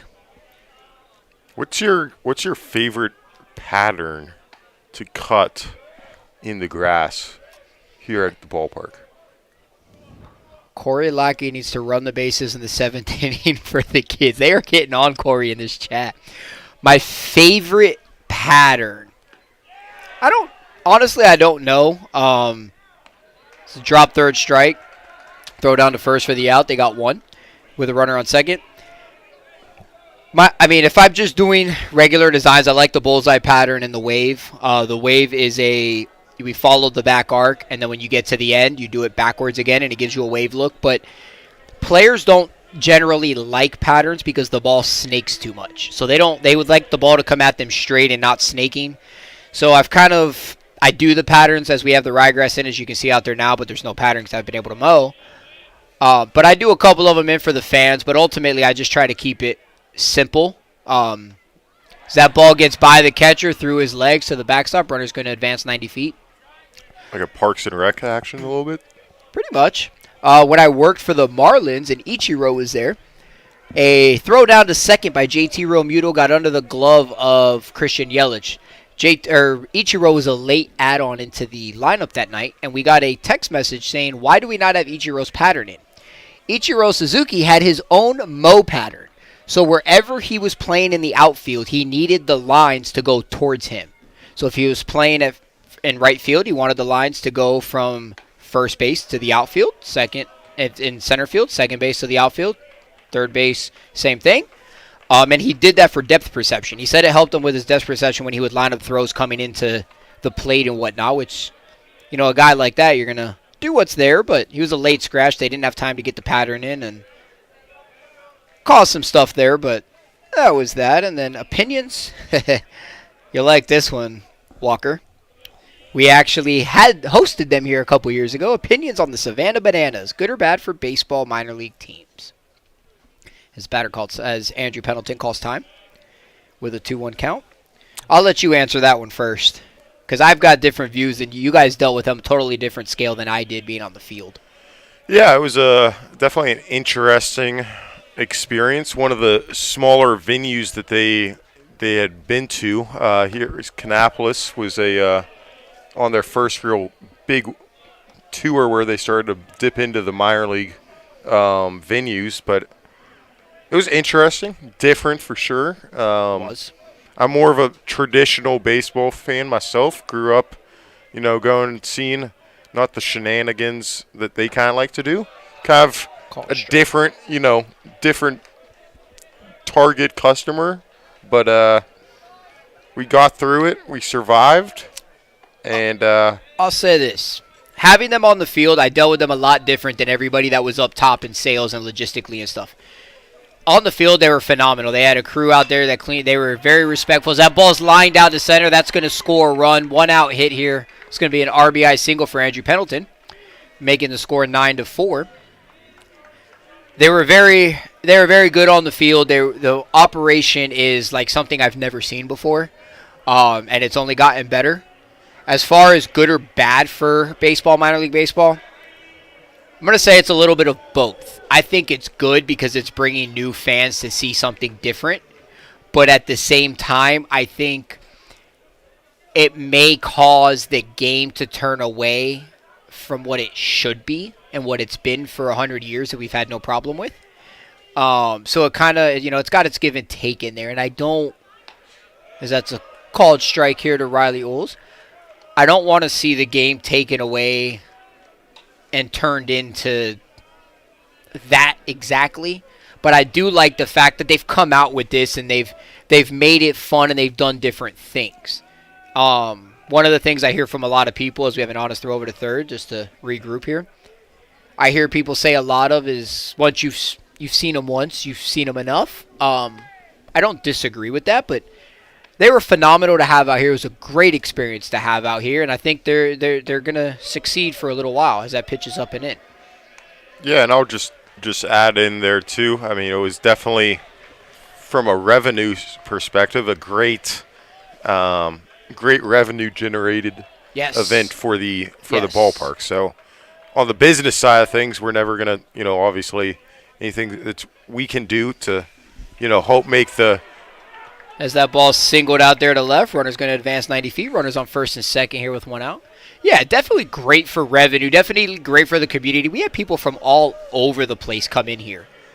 But, like I said, we've all got our views. And it's hard to ask that question to somebody that had to work it directly, both on the logistical side as well as the sales side and the fan side, because it's a lot different. The operation is different. But I mean, they're great people. They're great people. They're doing a great thing, and they're very successful at it, and there's a reason for it as that ball's in the dirt. At the plate for the Vikings, number 11, Charles Pulaski. Trying to get on base for the first time this evening. And it's funny because I asked the catcher, I forget his name, I asked the catcher for the Bananas one day. I was like, so I got a question for you. He's like, yeah. I was like, I'm sure you get it a lot, but as that's a called strike. I go, at what point do you sit back and say, this is, it's like, okay, I need a breather. It's kind of getting old. And he said never. He's like, every day is different. Every day is fun. Where sometimes you're at your job and you're just like, okay, pitches in there for a ball, 2-1 count. You sit back at your job and you're just kind of like, all right, I need a day off. This isn't it. But all of those guys were just like, I'm happy to be here. This is what I want to do every day. And now, could they have been lying just to be politically correct? Of course. But it was very interesting to see and hear what they did and see the operation firsthand. So that pitch is down, moving the count to 3-1. Okay, guys on first and second here with one out in the top of the fifth inning. Barry trying to mount a little bit of a comeback here. Yeah, they're trying to chip away, down 5. 3-1 count, one out here in the bottom of the top of the fifth. And so that's ball 4. Loading the bases here, so. Looks like we're going to have a pitching change. Craig is coming out. Again, if you guys have any questions about Kannapolis, about the Cannonballers, about anything around here, don't hesitate to throw it into the chat. We're doing our best to answer everything. I'm Tim Siegel, head groundskeeper for the Cannonballers, and alongside Walker Brook, director of ticket sales. And maybe Craig's not going to take him out. Maybe he's just having a word. Walker, what's your favorite event we've ever hosted here that is not a Cannonballers related event? So you can't say Starry Night. Which, while he's thinking about that, Starry Night, if you guys ever get a chance to come out to it, is our biggest night of the year in August. It's a patriot. Oh my God, I am struggling today. It's for children with brain tumors, and we do a fundraiser for them and host the game for them, and it's a very touching night. It's a very great night to host at the ballpark. So if you had to pick one game all season to come to, that's the game I would recommend. Set pitches up to Caleb Spikes. Yeah, as far as non-game day special events that we've hosted here at the ballpark, always haven't done it in a while now, but the Field of Honor that we did out in that was a cool event that we did out now where the Towel City Tavern is currently located. Yep, we had over 500 flags. It was a lot of flags. Yeah, I remember pounding rebar. Oh, I remember what your hands looked like after that as that ball's fouled straight back. But yeah, we had 500 flags out there, and everybody got to purchase a flag as a fundraiser for current and former military veterans. It was done right around Veterans Day every year, and it was very cool to see. I did one for my grandfather that I never got the pleasure of meeting, but he was in the military. This ball is handcuffed to the second baseman. He can't handle it. Throw over to first. Gets the out. Chance for a double play there, but not able to come up with the baseball as runners will advance 90 feet. Second and third, 2 outs. Another run comes across for Barry.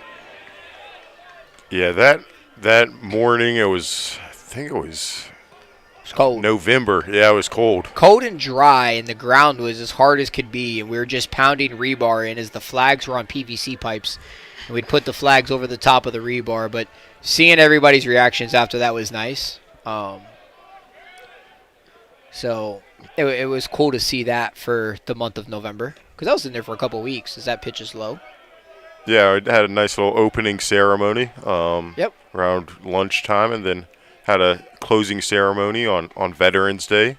Nice. Did that, I think, 1 or 2 years. Our very talented and Penn State graduate, as this ball is chopped to the pitcher, comes across, gets the out at third, or gets the out at first in the inning. But our very talented general manager played taps during Field of Honor. What do you think, Tim? I think he needs to play the national anthem on the roof one day, but we're gonna work on that. We got a very talented squad here. Musicians? We do have musicians. Our general manager plays the trumpet. Walker Brook can play, what is it, the piano? The piano and the saxophone. And the sax. Wow. Yep. And then our graphic designer over there can play the guitar. Yeah, Joel was stringing some nice rhythm together this past week at the office. Yep, and I know how to use a rake and rake some dirt. That's about the extent of my talent. Need a drummer or something. We do, but we are headed into the bottom of the fifth, 9-5 Pfeiffer here in downtown Kannapolis.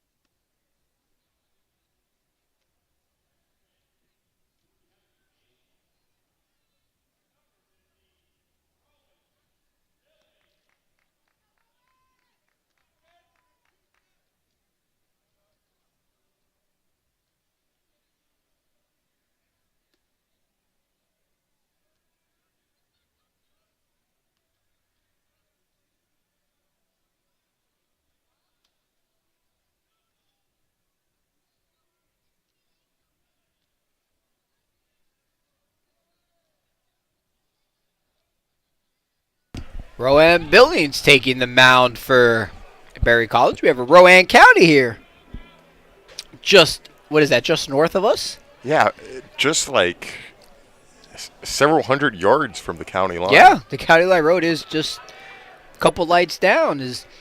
We've got a little can't trust anyone named Cinch Smith, and you can't trust anyone named Levi Cloud. We've got some trust issues going on in the chat. And somebody wants Stafford to sing the national anthem. His first pitch is in there for a ball. Maybe I could coordinate that.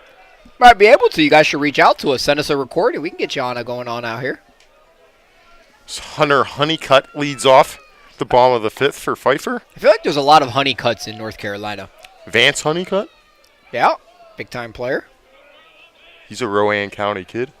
Yes, he is. Went to go play at Chapel Hill. Yep. Pfeiffer's dugout is really into this game. Barry's into it as well, but they're not up there screaming and pounding on the pads like Pfeiffer is right now. As that's a 4-pitch walk. Catcher signaling out there to try to find his arm slot. Brings up the leadoff hitter, number 27, center fielder, CJ Acosta, who's reached already 3 times in the first young halfway point of this game. Wow. I wish I could reach base that many times. I'm only good in slow pitch softball. Fun fact, he is related to Vance but isn't near the talent. Wow. So Hunter Honeycutt is related to Vance Honeycutt. Interesting. But isn't near the talent.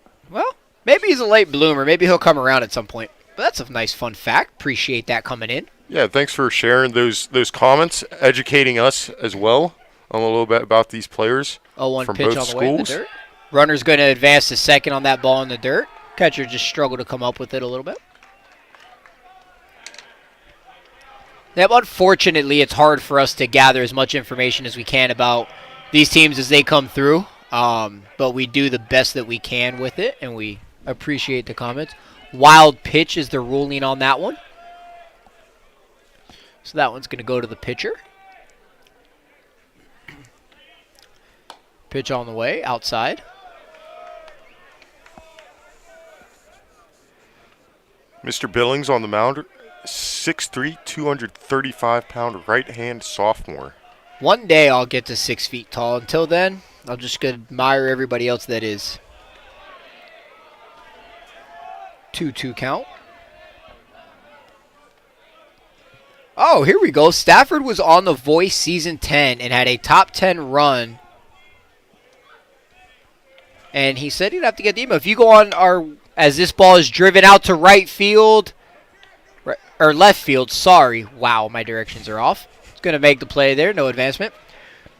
But Stafford said he was on The Voice Season 10. If you go onto our website, you can go to front office pages and reach out to Trevor Wilt. Trevor handles his email should be on there. He handles all of the national anthem stuff. We actually had Josh Sanders, who is from Kannapolis. He was in The Voice. Did he come in second place or yeah, I think top five? He was one of the finalists. I Yeah, know he was one of the finalists. We had some watch parties here for his family and whatnot.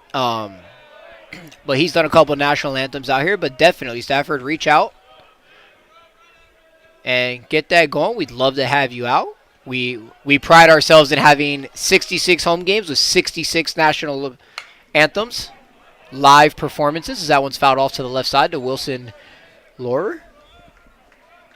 I think last year we had a national anthem every single game, right? All 66. I think one of your grounds crew members. Yes. And he performed. Gavin Bird, and he's been performing at Jason Aldean's bar in Tennessee. They tried to book him out for the whole year, for every weekend.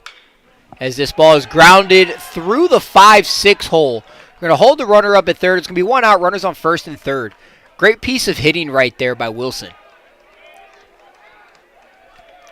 Stafford got a standing ovation this weekend in Nashville at the Country Radio Seminar.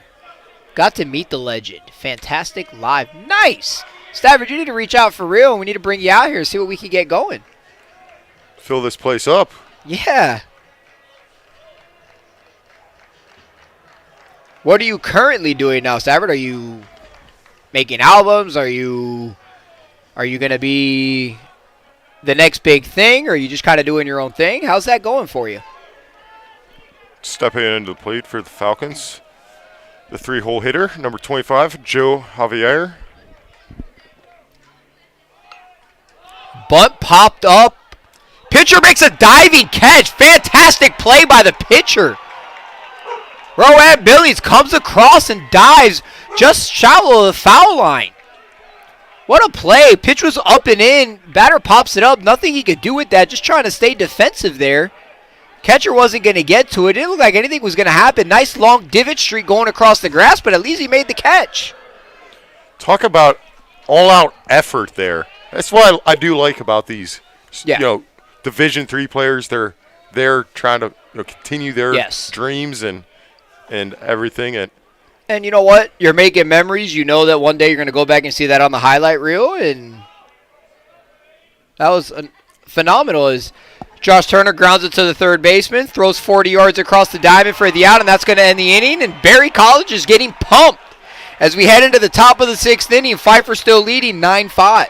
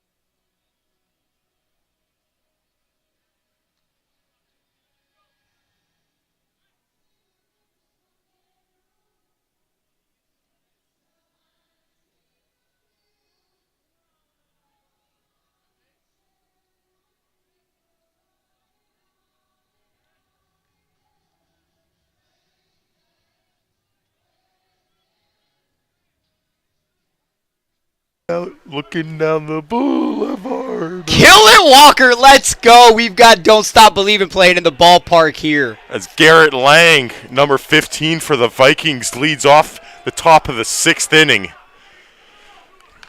Drew Billy's coming in here. Proud older brother moment. Yes, that was a fantastic play.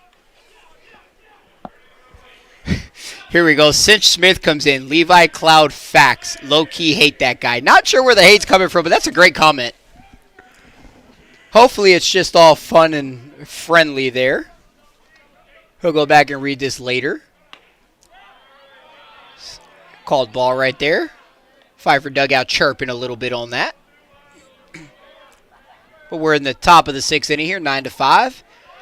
You're listening to Tim Siegel, head groundskeeper of the Cannonballers, alongside Walker Brook, director of ticket sales with the Cannonballers. Just here killing some airwaves. Having some fun. Cannonballers front office staff learning new tools of the trade and how things work around here before we get into the season. So if you guys have any questions, if you're just tuning in, throw them in the chat. If our voice annoys you, just hit the mute button, but hopefully that doesn't happen. I know it's some long days, Tim, but I do genuinely enjoy hopping on here once or twice a year. And I love doing the broadcast. That's my favorite time. Hey! Return to sender. Nice play there. Pitcher for pitcher, making some plays happen. Pitchers are athletes. They are athletes. 1,000% athletes. Well, some of them. Fun fact, Bartolo Colon, the famous pitcher that has 1 home run in his career, he can lift his leg completely vertical above his head. And he's about 280 pounds of pure sexiness.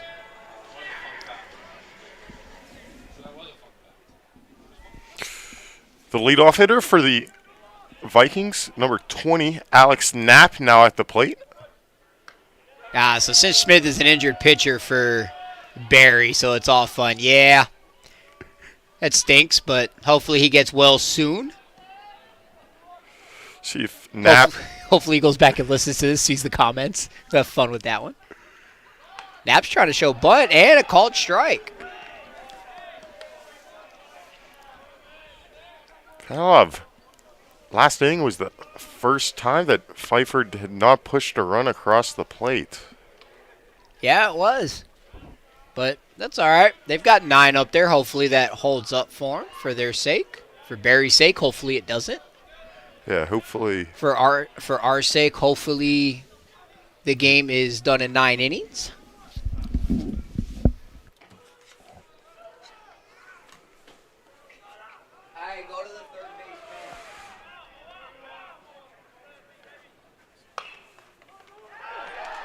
Another stab there by the pitcher.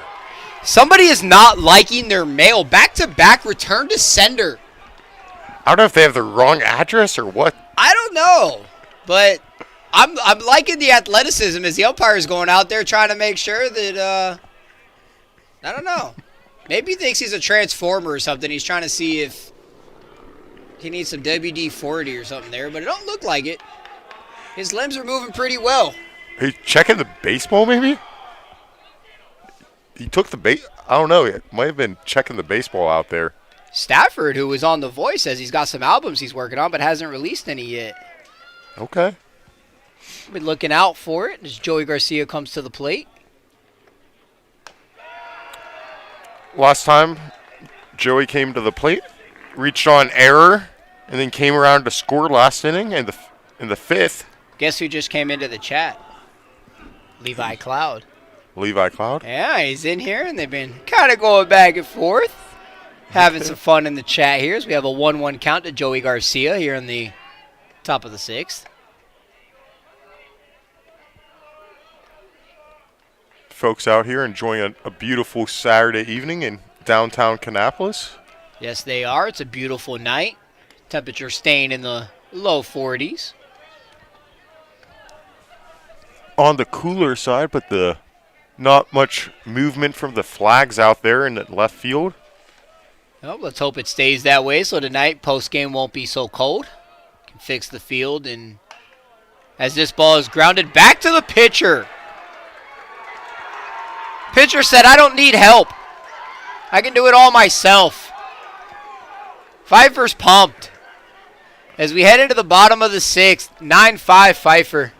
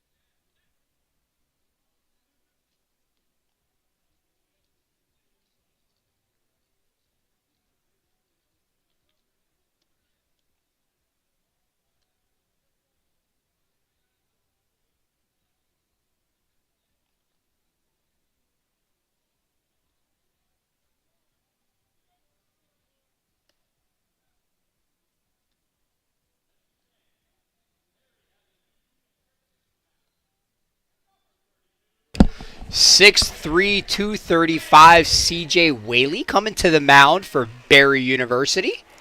Just got asked how many energy drinks did we have already. I have had one at 7 o'clock this morning and a couple extra tonight. But to say the least, we're here. We're ready to go. We'll go home tonight excited to finish up tomorrow, rebuild the field, and get ready for West Virginia next weekend, who come to town to play Queens University. Got an early start. That first game tomorrow, 10 a.m. That is correct. I forgot it was an early start. Thanks for reminding me, Walker. I thought we would have been at 11, but we'll be ready. Field will be lined and ready to go tonight. Hopefully we don't have any frost delays. If you've ever been to a golf course, they have frost delays out there. We kind of have the same thing. When you step on grass while it's frozen, you destroy the leaf blades. And yeah, it's not always fun, but we'll see how it goes. And do our very best to get things moving. Leading off for the Falcons of Pfeiffer, number 2, Connor Welker. He's reached all 3 times, doubling in the last 2, and had a single in the first inning. Looking to try maybe complete the cycle before the night's over. What does he need, a home run? Home run and a triple. No. Got a couple more at-bats to do it. Let's see what he gets here. You play any sports growing up, Walker? Played baseball until the 5th grade, and then hung it up and turned my cleats in for a pair of running shoes, and started running cross country. 7th, 8th grade. Took a 9th and 10th off. Ran 1 year as an 11th grader when my brother was a senior.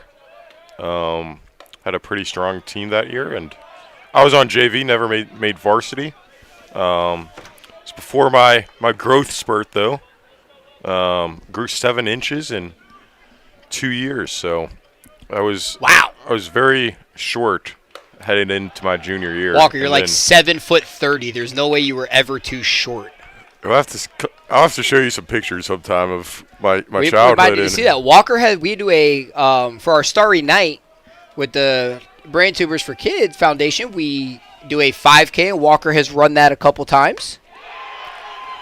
So wow! We have a strikeout here, 73-mile-an-hour pitch there as they go to throw it around the horn, and the ball gets away. Momentum killer. Yeah, I normally I do dust off the running shoes for that charitable event every year. It's a great way to represent the organization. Yes, it is. So Levi Barrett comes to the plate. And last year's winner of the overall winner of the 5K Starry Night Run is a groundskeeper / intern / Pfeiffer student Sawyer Helms. Shout out to good old Safety Sawyer. He's a member of the cross-country team, I believe, over there as well. He is. He does run track and cross-country for Pfeiffer. And maybe familiar with a few of these boys from the Falcons roster? yeah, definitely knows a few guys out there. Definitely a great person. With it being a little bit of a smaller college, I feel like they've got a really nice college. I don't know if you've been out there, Walker, but their campus is actually pretty nice. I haven't been through the whole thing, but just the outskirts of it, looking at it, and then going out to their athletic facilities, like it's pretty decent out there.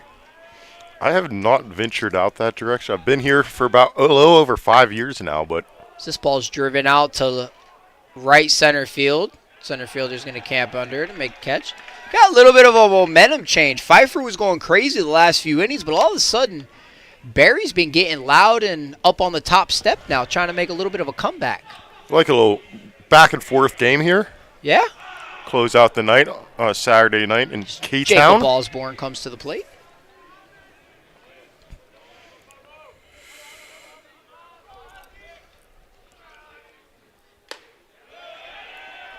Foul tip back into the catcher's glove, and then we'll have tomorrow Pfeiffer will play Washington and Lee to end the D3 showcase. Not sure which of the other games are. I haven't looked at the schedule too much for that yet, but I think, what, 10, 1:30, and 5 maybe? Sure. I'm going to wake up in the morning, come to work, take the tarps off, and when the game starts, the game starts. I just don't want there to be any, delays or anything like that, Neither do I. Let's hope the frost holds off, or I can get the irrigation on to melt the field, and we can get things going. As we have a 1-2 count here to Jacob Osborne. Is that something that you have a way to defrost the field, or is it just kind of Sort a of. I mean, natural thing? both. Just missed. This morning, as it was frosty out there, we turned on the irrigation, let it run for about 5 minutes of zone in the outfield to get it to defrost. Then I hand watered the infield so I didn't get the infield dirt too wet out there, and that's kind of what we do. Just try to melt it, kind of like your defrosting meat if you put it in the sink and turn the water on. Kind of do the same thing, but underneath. You're trying to get the water down underneath the grass, down into that organic layer, trying to get that to soften up. It's been a struggle the last 2 days. I try to take a nail and stick it into the ground to see how frozen we are, and I can't get it in the ground as this one's fouled straight back. Winds are picking up here a little bit, blowing out northwest, out to left field.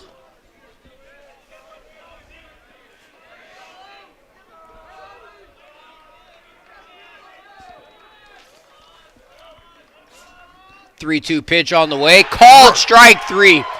Barry's fired up, down 4 going into the bottom of the 6th. We'll see if they can wake the bats up here going into the bottom of the 6th here in downtown Kannapolis.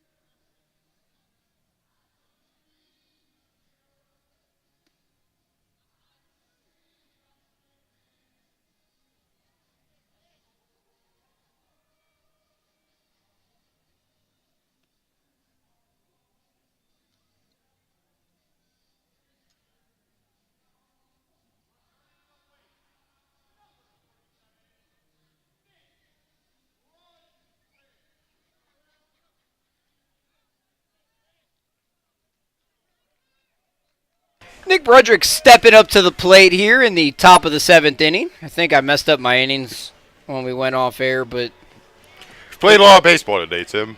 yes, we have. So, 6 games in 2 days, and got still 3 more to go tomorrow. So, yep, we have roughly 20 to 25 games for our first Cannonballers home game. Get geared up for the season as the first pitch to Nick is in there for a called strike. I'm excited for this season, Walker. We got a lot of new faces in the office. We got a lot of excitement going on. We got a lot of changes happening. Getting a thumbs up over here on a swing and a miss. lots of new faces, which is great. Love the energy that I've seen coming out of the holidays. As we Eli Fugett's giving us a shout out, telling us we're doing a great job. We love you too, Eli, as this ball's driven out there to right field.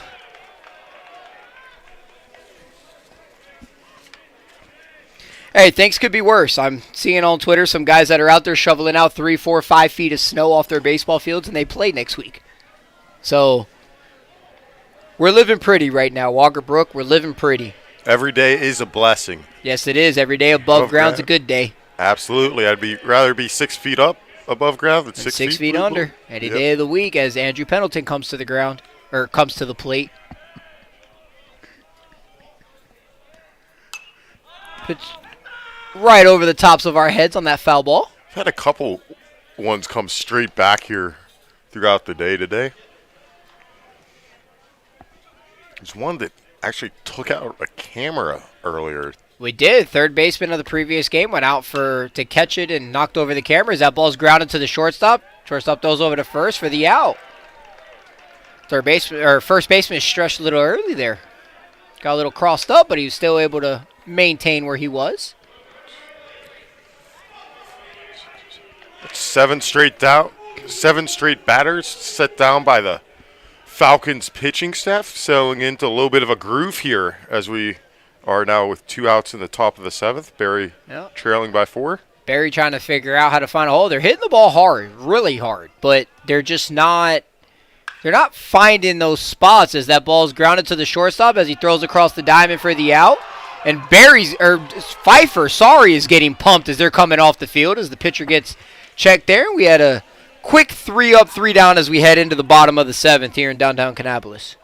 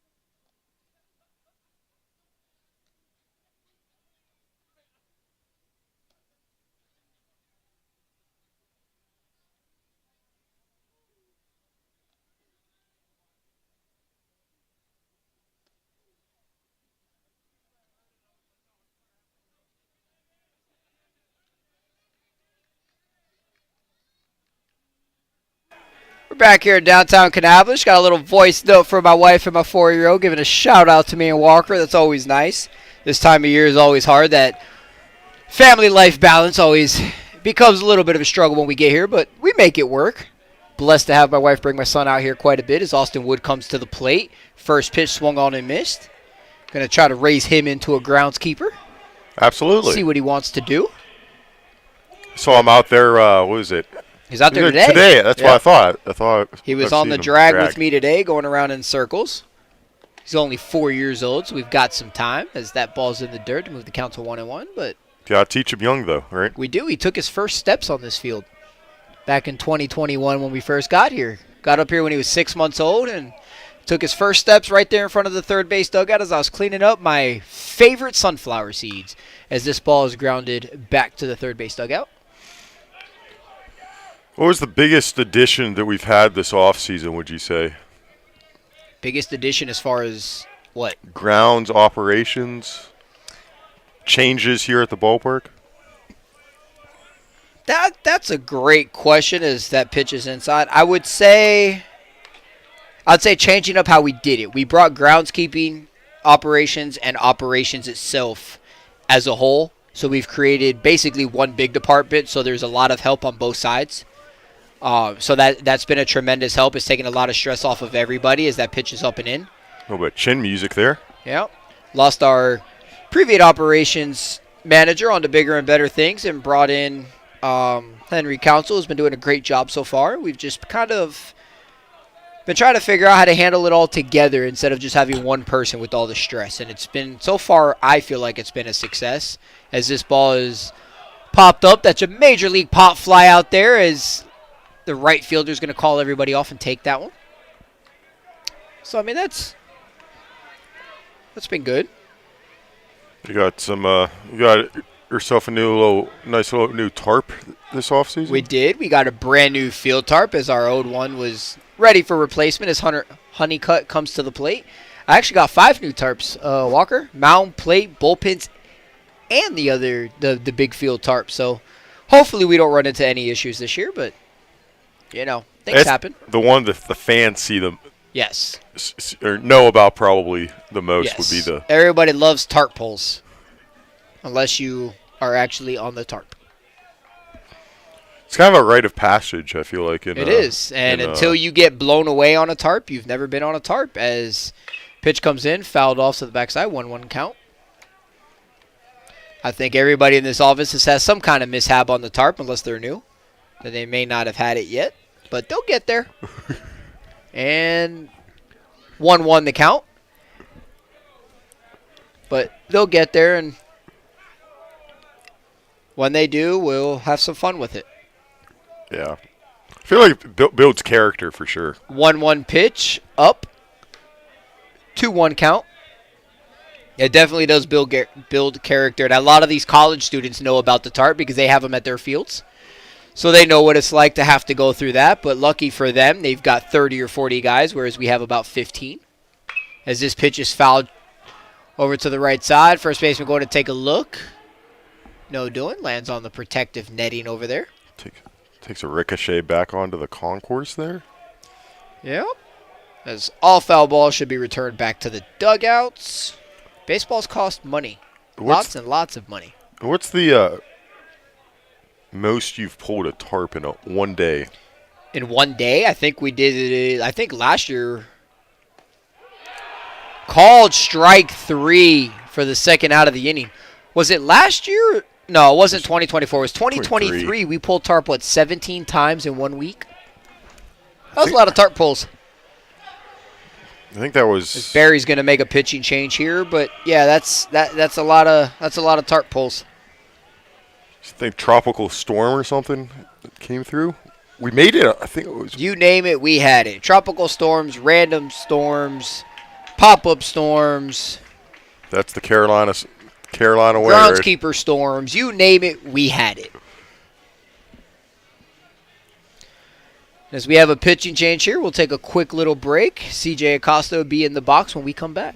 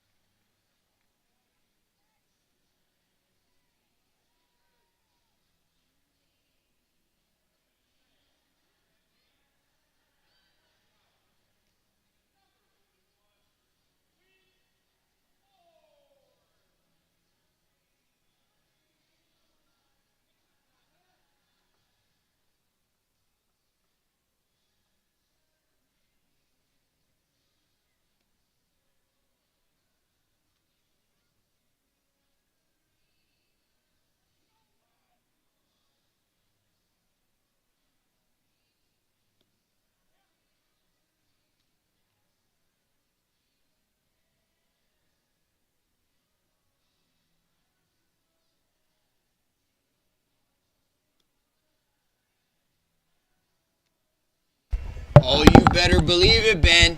That is Win Boren on the bump. Taking the mound here for Berry College. Lefty. That's a nice little name there. It Not a name you see every day, but while I was at Oklahoma, they had a guy, his name was Legend. Nice. Like John Legend? Yeah, like John Legend. Any relation? I don't think so. He was just a good country boy from Oklahoma, but Legend Smith was his name. And his entrance song was He's a Legend. Go figure. Noah Schultz, one of the number one pitching prospects in all of minor league baseball, big lefty, is 6'9", and his walkout song was 6'9" by Lil Wayne. Or I think he was 6'7". Maybe that was what it I was. think 6'7". Something like that. I don't know. 6 foot something. He was massive. Yeah, 6 foot, 7 foot, 8 foot. What? I don't know. Something like that. As CJ Acosta comes into the box. Lefty on lefty matchup here. 2 outs here in the bottom of the 7th. First pitch hits him in the back. Don't rub it. But he rubbed it. Shucks. 2 outs. Runner on first now after that hit by pitch. So first batter to reach since the leadoff guy in the 5th, Hunter Honeycutt.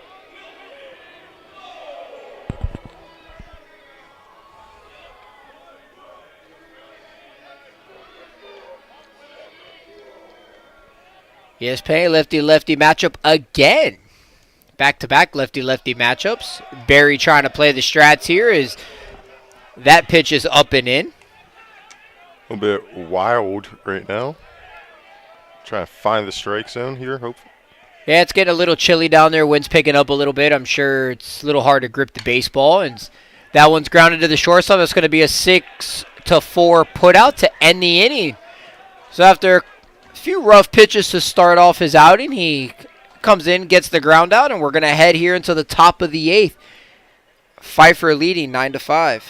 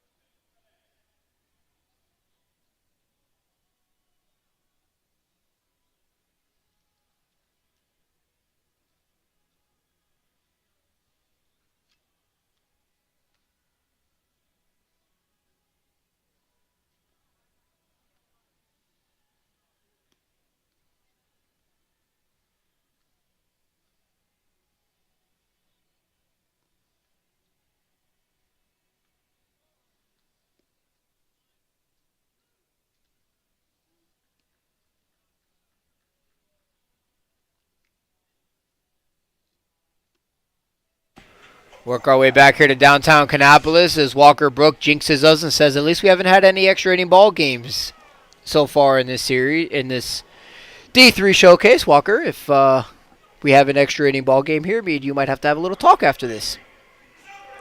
Tonight? Maybe, okay. After I'm done with the field. Okay. Well, you know, we'll see, you know where to we'll find see how it goes. As Charles Pulaski comes to the plate. Fans in the area, if you're looking for some Saturday night plans, swing by the Towel City Tavern, located out there in right field. They'll be open till 10 p.m. this evening, so make sure to come by and support one of our local partners. Grab you a long baller, the official beer of Atrium Health Ballpark and the Kannapolis Cannonballers. Charles Pulaski leading off the top of the 8th for the Vikings. First pitch strike. Are you more of a baller beer or a long baller? So for those of you that don't know, we had 2 different beers, baller beer and long baller. Baller beer is no longer in existence, but they're working on a few different things for us and trying to come out with a baller beer line as that ball's fouled back. I don't know. I liked baller beer a lot, but I also like long baller a lot. I would almost say long baller just because if you don't drink fast enough, baller beer when it gets a little warm was not my best friend. Gotcha. As this ball is lined out to left field, leadoff single here with Charles Pulaski and Barry College. But they were both very good. I actually have a long baller down in my office for postgame. And they brew that at the Towel City Tavern. They do brew that at the Towel City Tavern. So,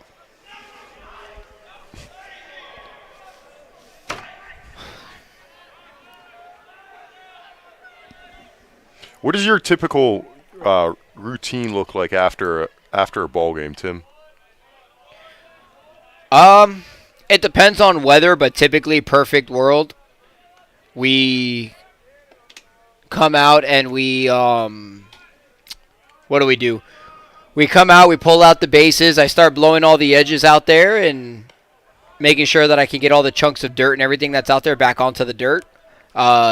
We have specialized mound and plate guys to get everything back major league ready.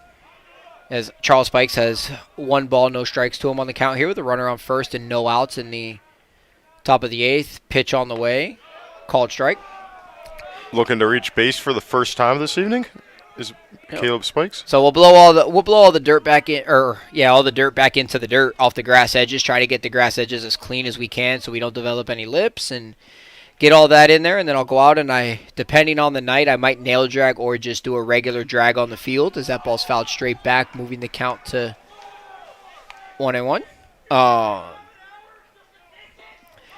And we have specialized bow guys and play guys, so they'll go out there, get everything back to Major League spec, make sure we're good there. A couple other guys will go around searching for sunflower seeds and raking those up, cleaning bases. That ball's fouled to the right side. Bases are clean, not painted. So we scrub our bases every single night and make sure we have clean bases for the next day.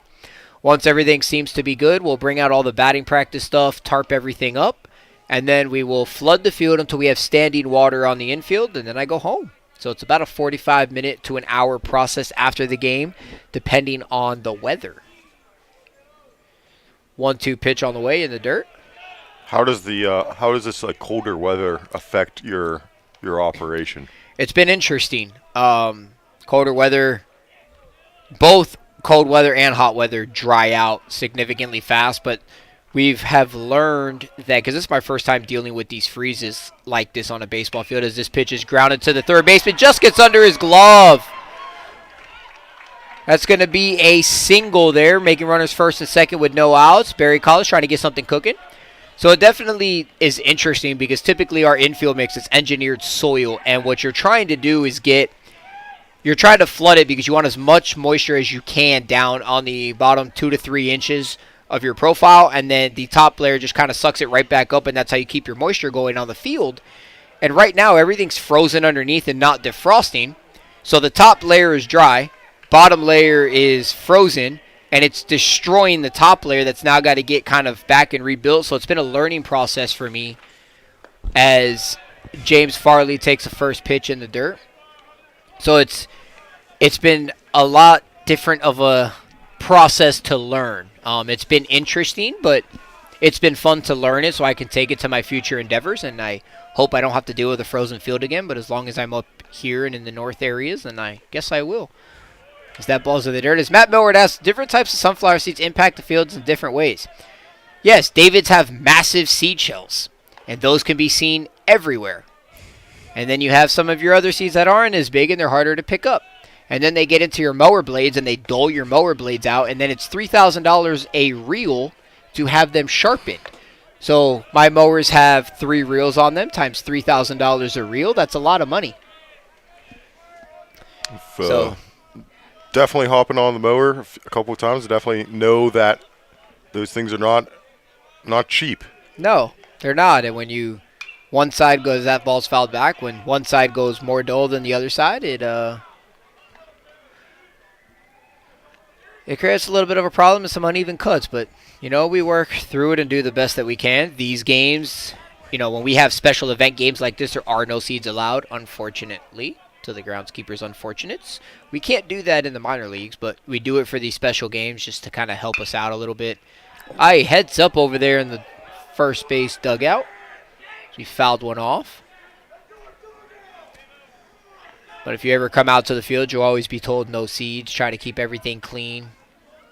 It's a lot different versus when you're working professional baseball. Leave it better than how you found it, right? Leave it better than how you found it. And these teams have done a pretty decent job so far. It's foul ball. We definitely remember what's what, but for the most part, everything's been decent. Nothing in this world is perfect, unfortunately. As we have a 2-2 count here. No outs. Runners on first and second. Pitch on the way. Fouled back. Farley putting up a battle here. Hope all those baseballs are being returned because it looks like we might run out on this at bat. Hopefully Eli Fuget's elicited it, or he's got some baseballs that he can rub down if Eli necessary. Fugit on the first day of this tournament rubbed down 25 dozen baseballs. If you ever need a professional Mudder of the balls in terms of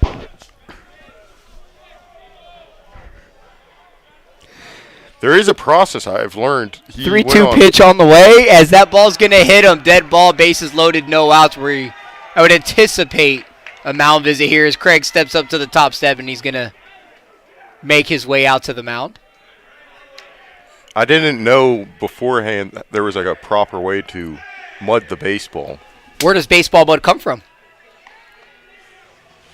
You have to know this, Walker. It used to be a secret, not anymore, but where does baseball mud come from? I'm going to have to think about that. Don't hurt yourself, Walker. It comes from Pennsylvania.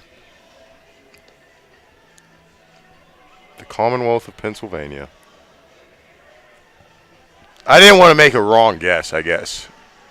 I don't know which would have been worse, if I had just guessed the wrong answer or just had no answer. TB15 up to bat, Garrett Lang.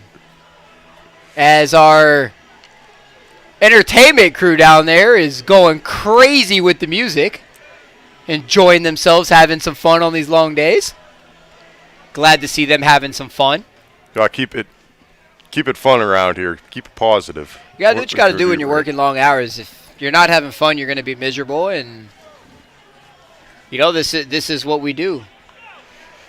As Lang steps into the box, bases are loaded here in the top of the eighth.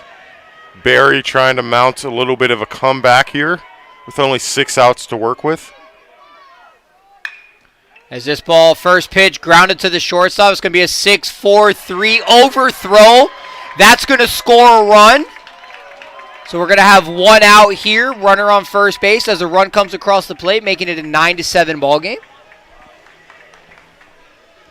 That's a big play right there. You get a double play there. You have a runner on third with 2 outs. Instead, you have a runner on first with 1 out. Run comes across the plate. It's fielder's choice. It's going to go down as a fielder's choice, as you probably heard Walker say there.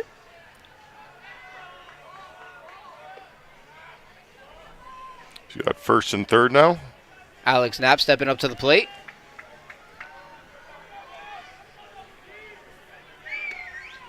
Sherry says she walks away for 1 second. Yeah.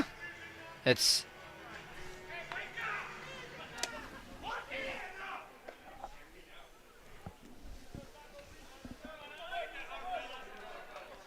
Yeah, sure, you come back and you miss a couple things, but it's all right. 9-6, top of the eighth here, runner on first. Runner's going, ball's in the dirt. There's going to be no throw to second. Pfeiffer's got to do something here to not let any more momentum come. They're up 3 runs. They need to try to keep it at that going into the bottom of the eighth.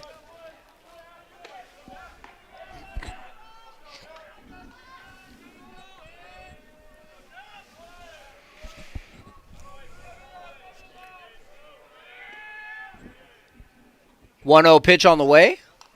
As we drop a bunt, comes backwards. 9-7 ball game here. 2-run differential.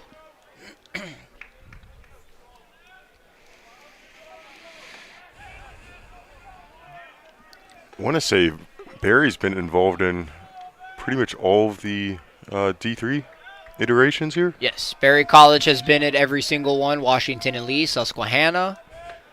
I believe that might be it as this ball is lined out to the right fielder. He's going to camp under it. Runner from second's going to tag up. We're going to have 2 outs, runner on third.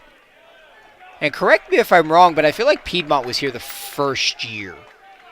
But that I could name be wrong. does. Swarthmore could have been here the first year, but I could be wrong. I don't. There was Keystone. Keystone College, I think, was here the first year, but.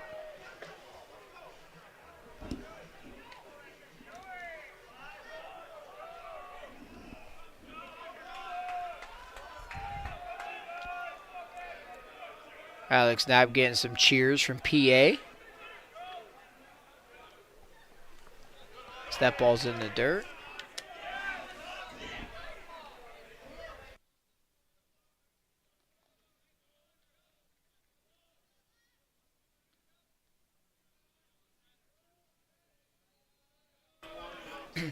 Joey Garcia waits on his 1-0 pitch. On the way in the dirt. Get a little bit of struggle going on here. Bullpens are definitely active. Both teams have half their dugout in the bullpens. Trying to get something going, get out of this.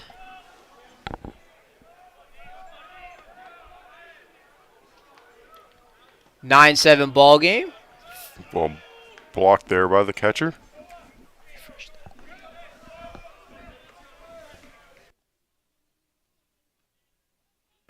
3-0 the count. Alex Knapp is a great line dancer. They're putting you out there, Knapp. Have to show some moves.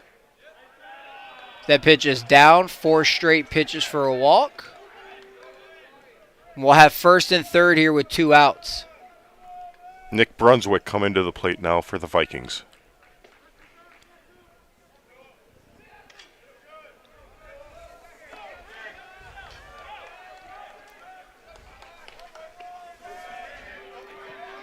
Pfeiffer getting into some trouble here with 2 outs in the top of the 8th. Runner going, ground ball. Shortstop's going to try to come up with it, has to make a strong throw. Not going to happen. Run's going to come across. That's going to go down as a hit. Looks like he stumbled over his feet a little bit trying to get his body turned, but it was a little hit and run action going. Ball back up the middle. So it'll be a 9-8 ball game now. Runners on first and second with 2 outs.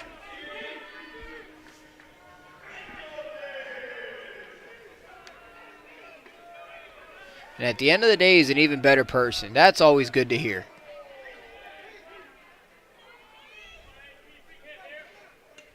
Knapp gets his speed from his mother, as we're going to have a pitching change here.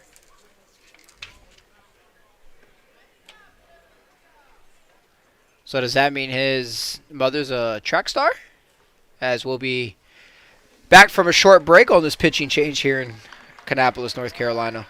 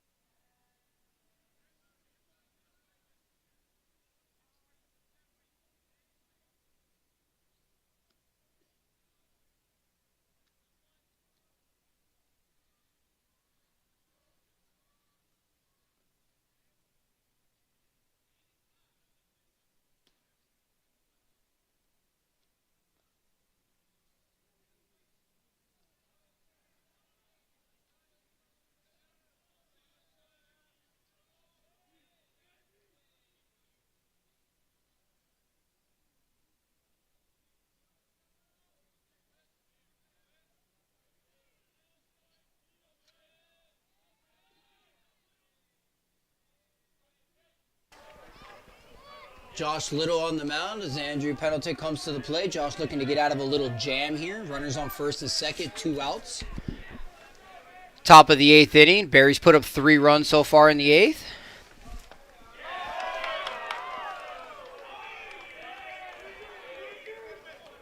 Somebody likes the Ohio State Buckeyes, but being a University of Miami fan, you guys cheated in 2001, and I'll never let it go. That was not pass interference. We've got some Eagles fans and some Cowboys fans in the chat as that ball hits him in the back of the foot.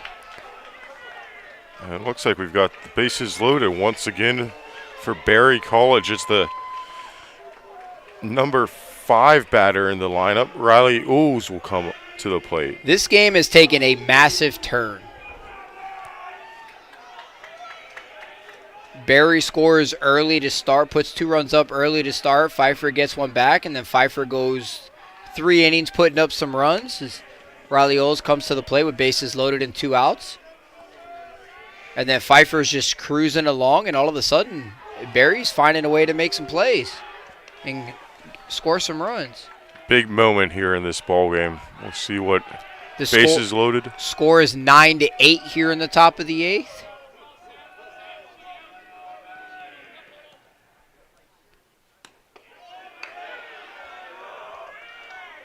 Ball down low. As Jeremy says, Ohio State owns Miami. That's because you guys cheated. It was not pass interference. I will live and die by that forever. But that's okay. We all have those opinions. 1-1 count coming from Josh Little here. Fouled back.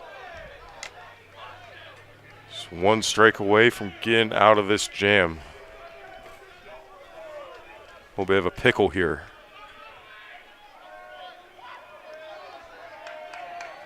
One-two pitch on the way. As this ball is lined out to center, that's going to get down. 1 run comes across the plate. Another one's being waved home. They're going to hold him at third. It's going to be a 2 RBI single as Barry takes the lead. 10-9. First and third, 2 outs. Little 2-out rally going here. Big turn of events. Pfeiffer's dugout quiets down while Barry's dugout livens up. It's a big 2-out hit right there. Now the leadoff batter from this inning, Charles Pulaski, up to the plate for the 2nd time this inning. As they have batted around. As he chops the first pitch to the shortstop, he comes up with a nice diving play to get the out.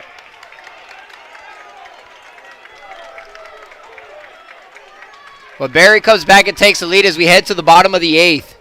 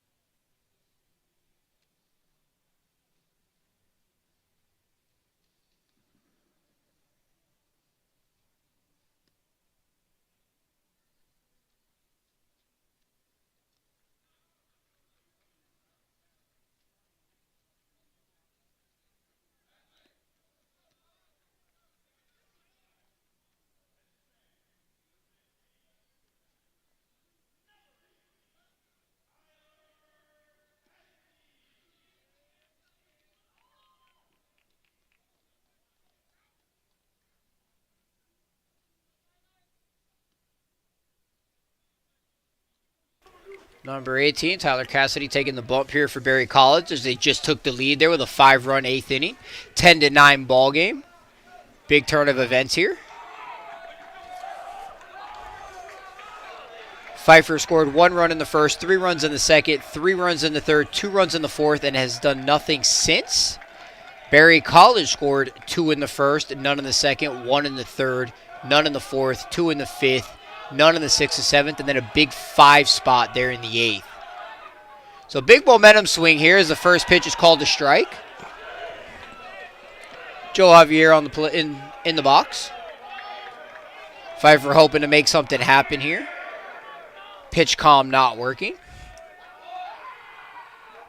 Might have to go back to the old-fashioned sign giving as he goes to get a new earpiece in there. Umpire checks him out, make sure everything's working right.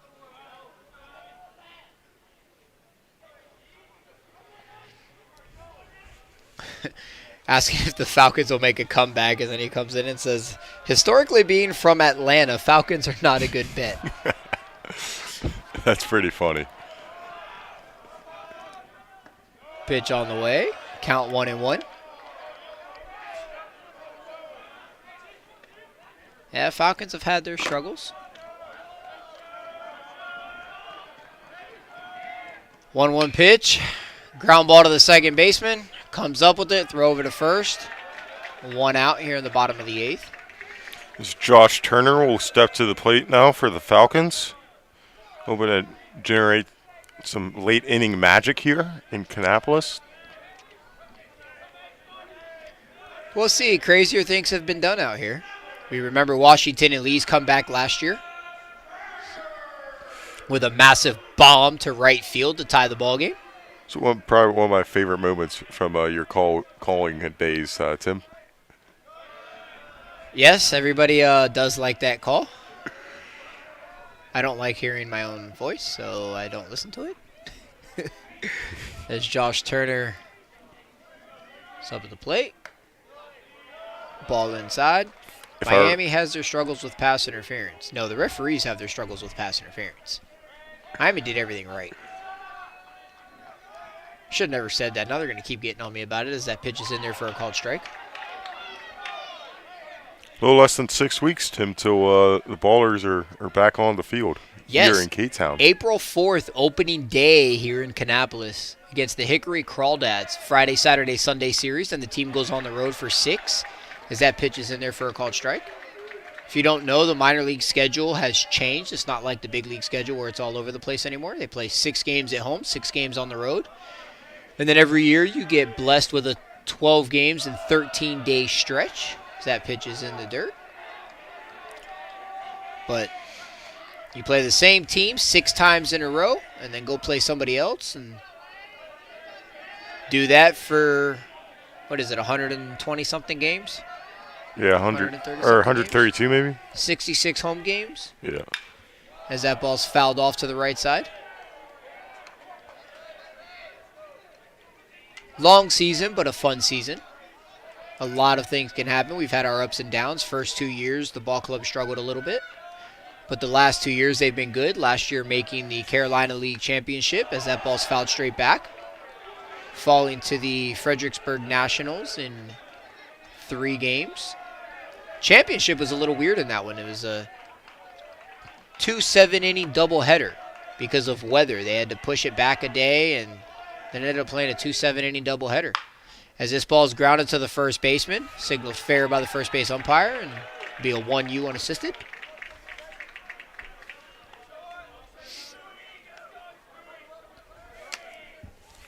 But very good game. Tanner McDougal, phenomenal job on the mound there.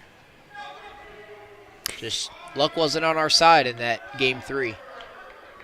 Yeah, I think they went up against one of their They went up against the Carolina League Pitcher of the Year.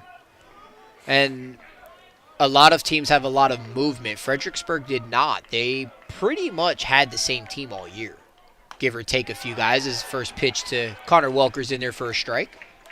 Welker's been one of their offensive power horses this evening, going 3 for 4 so far with 2 doubles and a single and a run scored. Yep, he's definitely had a day at the plate as he takes that ball for called strike 2. I've got a feeling if he gets the strike out here, Barry's going to erupt. So that pitch is up.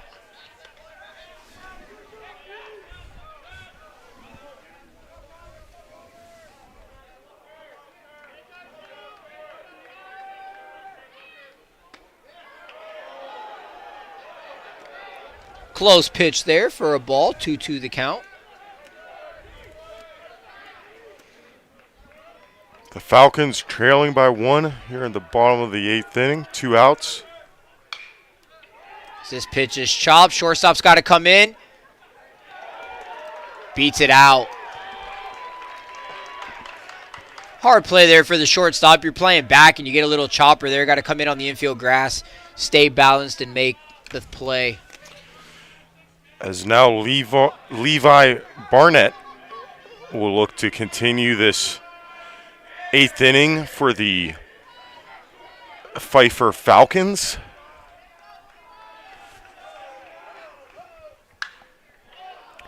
First pitch fouled off. Barry had a 2-out rally. Doesn't mean Pfeiffer can't. They're only down 1. All it takes is a ball in the gap, and he might score. Pitch on the way to Levi. Fouled straight back. 73 miles an hour. 0-2 here. Barry looking to head to the 9th inning with a lead. Yep, just looking to get out of this while Pfeiffer is looking to tie it up and get a 2-out rally. As the 0-2 pitch is on the way.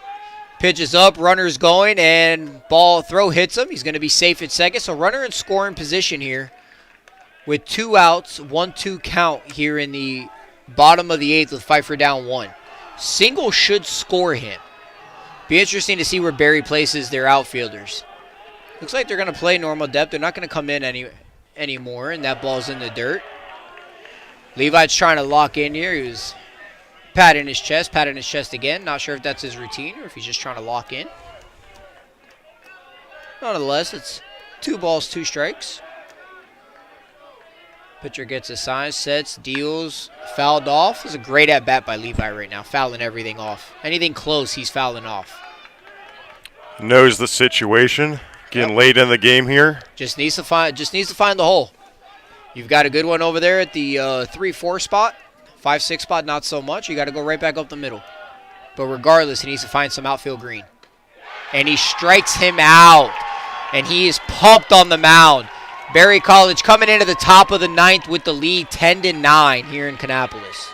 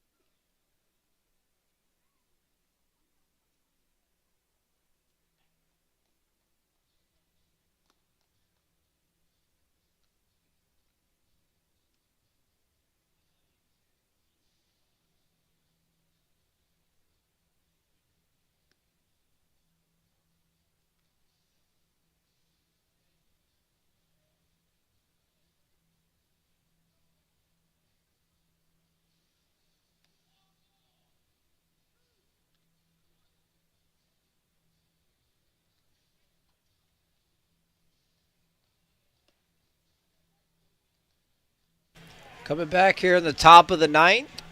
Barry College leading 10-9. Pfeiffer looking to hold it here. Barry looking for some insurance runs.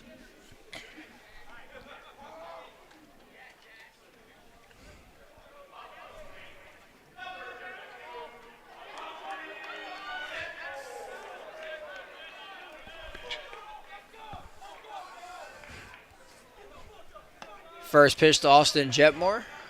Ball 1.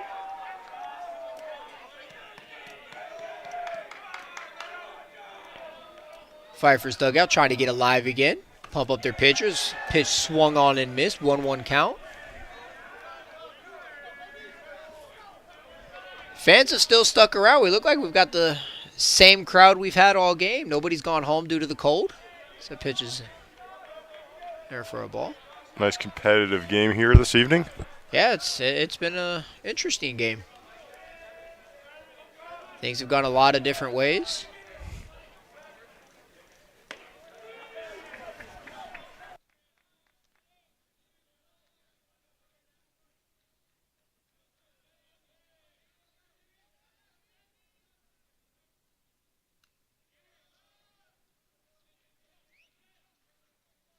But coming up for Pfeiffer in the bottom half of the ninth inning to try to see if they can rally and walk it off will be Jacob Osborne, Austin Wood, and Hunter Honeycutt. This ball's grounded to the third baseman. A little bit of a bobble. Throw gets away. He throws it away into the bullpen. Ball gets around the mound, and the runner's going to advance. We're going to say dead ball out there. Ball got caught up in the tarp. Give him second base. It's going to be a single and an advancement on the error.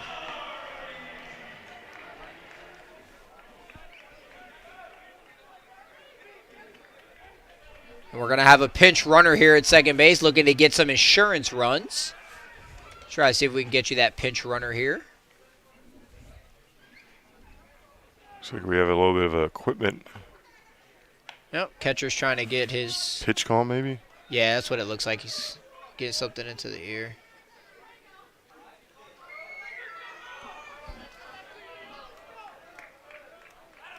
Can't tell who's at second base, but James Farley's coming into the box. Maybe a pinch runner. Yeah, pinch runner trying to get something going here. There's no outs. See if Barry wants to drop a bunt. If it doesn't look like it. I think they're in the middle of their order, correct? Or 8-hole right now. Interesting spot. You can do either or. Yep, they're going to square around the bunt. And it hits them. So we're going to have runners on first and second here with no outs. Now, we can look at it on either side of that. That's not a terrible move right there because now you have a force out at any base except for home and chance for a double play right there. So as much as everybody might hate that, it's not terrible. The 8-hole has not been the lucky spot. No. 3 hit by pitches tonight from the 8-hole batter. All right, that's a good on-base percentage. That is a good on OBP. Garrett Lang at the plate. He's going to square around a bunt it foul. Neither of these two teams are scared to bunt, and it's nice to see. It's always fun to have old-fashioned baseball. It's good to know it still exists out there. It is. I love old-fashioned baseball. I love seeing small ball. I love seeing manufactured runs. Batting average looks the same if you bunt 1,000 times or hit 1,000 home runs. As the 0-1 pitch is on the way, squares to bunt, and they're going to pick it up foul. Now 0-2 here on Garrett Lang. You got to pick those up foul quick this time of day. When you have 3 games on the field, you know, base paths get a little chewed up. Who knows what it's going to hit, where it's going to bounce. Last thing you want is that ball to bounce back fair.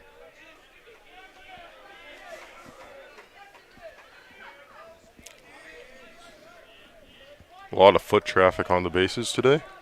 Lots of it. There's been a lot of runs put across the board in all the games today. As this is going to be a successful bunt, they're going to attempt the tag, decide to throw over to the second baseman covering for the out, but he does his job. Runners on second and third now. He knew what his job description was when he went up to the plate, and he succeeded.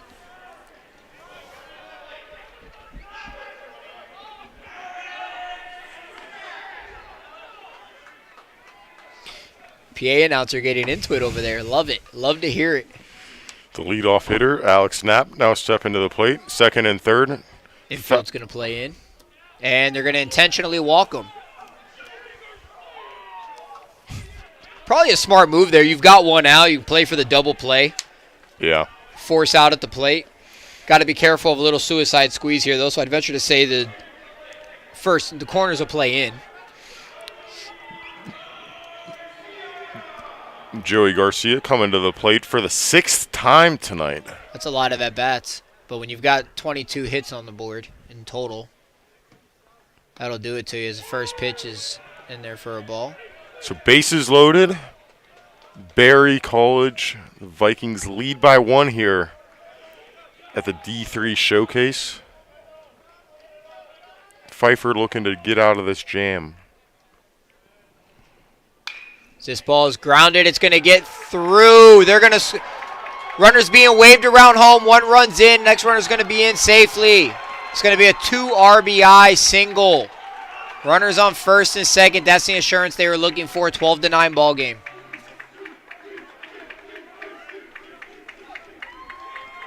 It's tough. Ball game took a hard turn. Pfeiffer was playing very well, and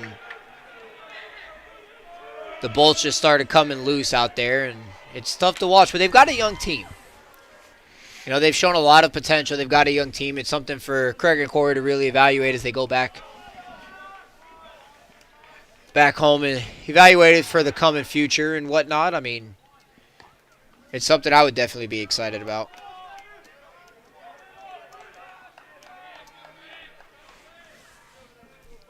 Nick Brunswick up to the plate for the Vikings. Had a little bit of insurance here. Runner going, ball gets by.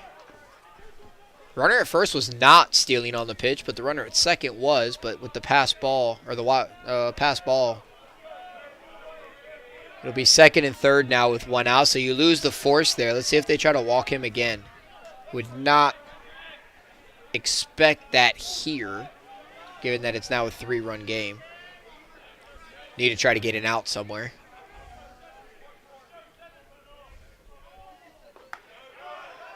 Called strike. Unfortunately, the errors have come in to bite Pfeiffer. They have 4 errors on the night. It's hard to defend walks, hard to defend errors.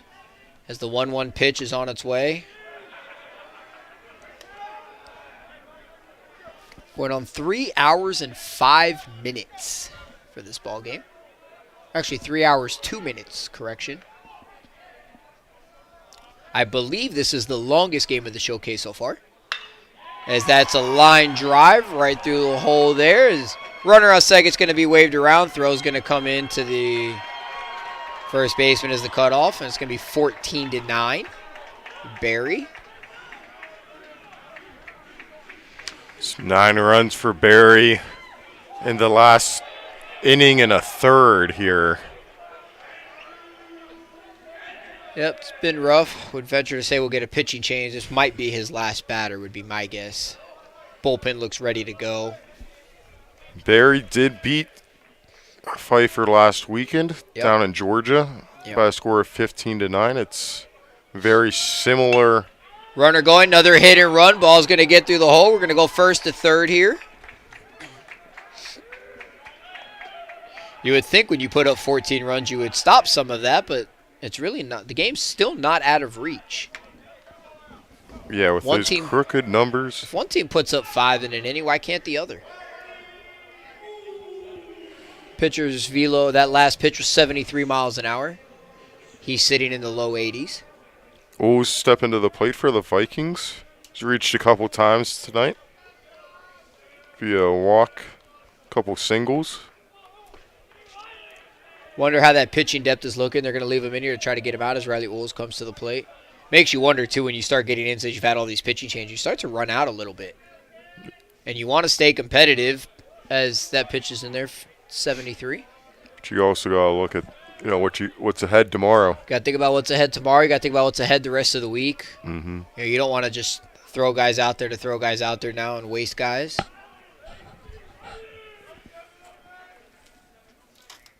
Pitch on the way, foul tip.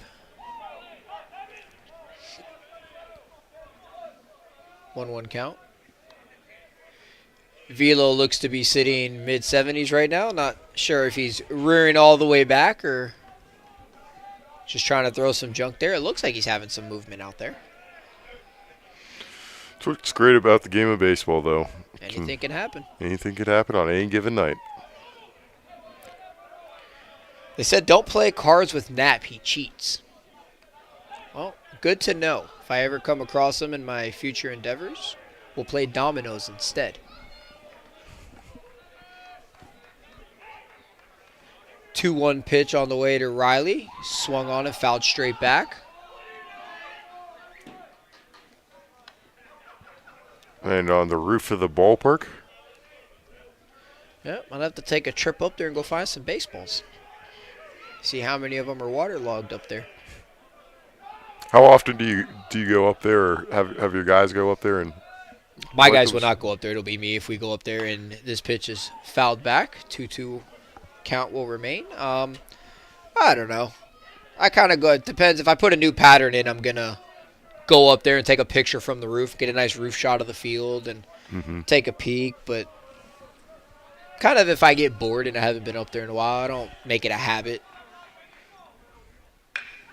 This pitch is ripped down the line. That's going to be a fair ball down the left field line. Kicks off the extension of the bullpen. Left fielder's got to race up and get it. That's going to be an RBI double. It's going to make it runners at second and third now with one out.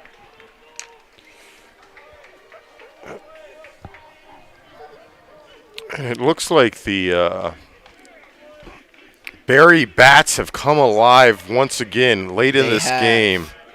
They have. Never count anybody out. Never count anybody out.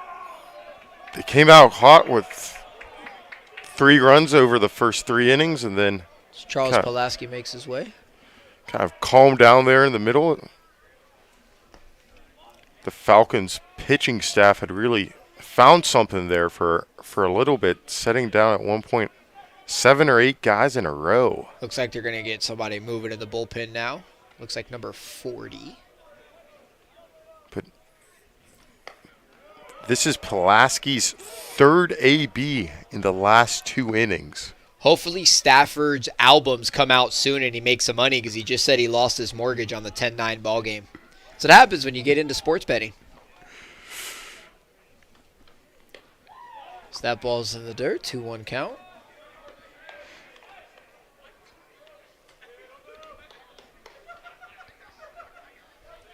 Five runs here in the 9th. 5 runs in the 8th and 5 runs in the 9th for Barry. As this ball is lined over the first baseman's head. Fair ball. 2 runs are going to score. It's going to be an 18-9 ball game. It's another double for potential mercy rule here in the 9th, even though we'll have to play the bottom. Yeah, how does that work? If a team's got to play it anyways. Got to play it anyways. If it's the home team, team's got to have a chance. Gotcha. If they were the home team, it'd be a different story. We have had 1-run rule in this showcase yesterday. A pinch hitter here. He came in as a pinch runner earlier in the inning and came around to score. Number 24 for the Vikings. Tanaka Mukano. A freshman outfielder standing at 6 feet tall.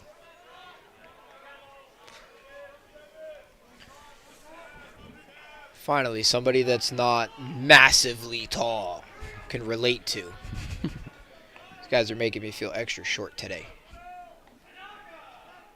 First pitch to Tanaka with 1 out in the dirt. Tanaka came in earlier in this inning to pinch hit, and now he's getting his turn at bat in that place. Has Barry batted around twice yet? Yeah, the 8th and 9th, they've batted around. Getting the merry-go-round oiled up, ready for the summertime here at Barry Colleges. The pitch is in there for a strike. Fans kind of getting a little rowdy, getting late at night, you know. Yeah, people are getting a little antsy. They're ready for this inning to end, still with 1 out. Everybody's getting kind of tired. Getting boisterous down there in the seating bowl. Eli Fugit wants to know if either of us have a TikTok. I do not. I am too old for TikTok. Walker, do you have a TikTok? I do have a TikTok. Are you just as good as the tickety talk as you are on the snappy chat as this ball is fouled back? What's the Snapchat TikTok ratio for you? I've ventured more into the TikTok of late, but Snapchat, it will still always be the king, in my opinion. So instead of having Snapchat 30s, am I going to see some TikTok 30s and you're out there dancing in the loge boxes at lunchtime? Potentially. I better see that. I better see that, Walker, as that pitch is low and away. I am actually doing a day in my life this year for every day of the calendar year. So you're doing a dance every day of the calendar year. I didn't say necessarily a dance, but a clip from 5 to 10 second clip from one moment in every day of the year. So that ball is chopped foul. I can't wait to get to December 31st and see that end of clip that says, I forget how it goes, but I can hear it in my head.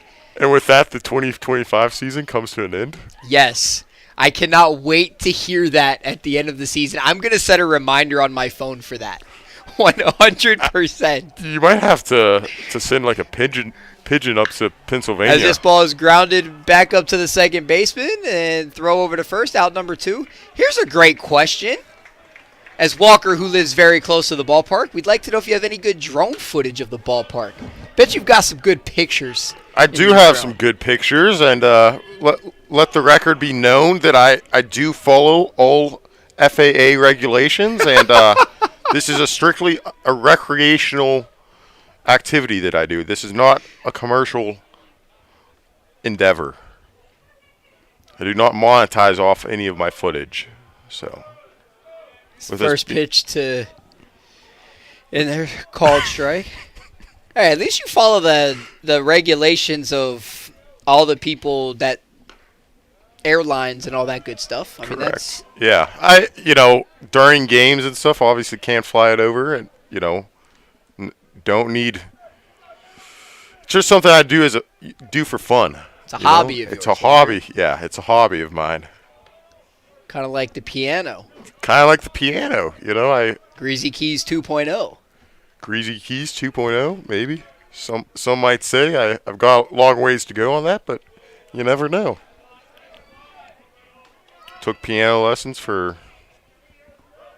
15 or 16 years growing up. I tried an instrument once. I tried the guitar, and my attention span just did not work. There's James Farley's got a full count. He led off, was the second guy in the inning. Got hit by a pitch, as we have said. 3-2 pitch, grounded to the shortstop, comes up with it, throw across the diamond, and picked by the first baseman as we head to bottom of the ninth with a big hole here for Pfeiffer to crawl out of. Before we go on break, Walker, what's your favorite candle scent?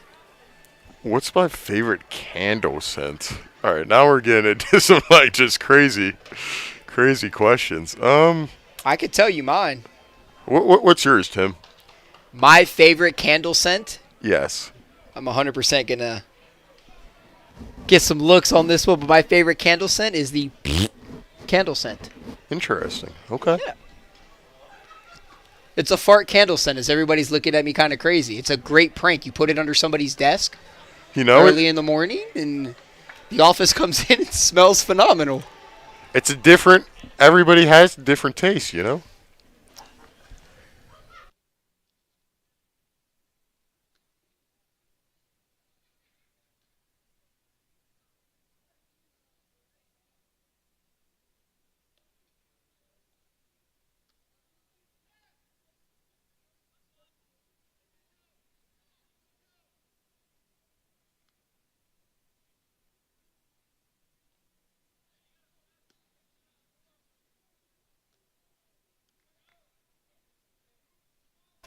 Here we go, bottom half of the ninth as Pfeiffer tries to get out of their lead, or get out of their deficit.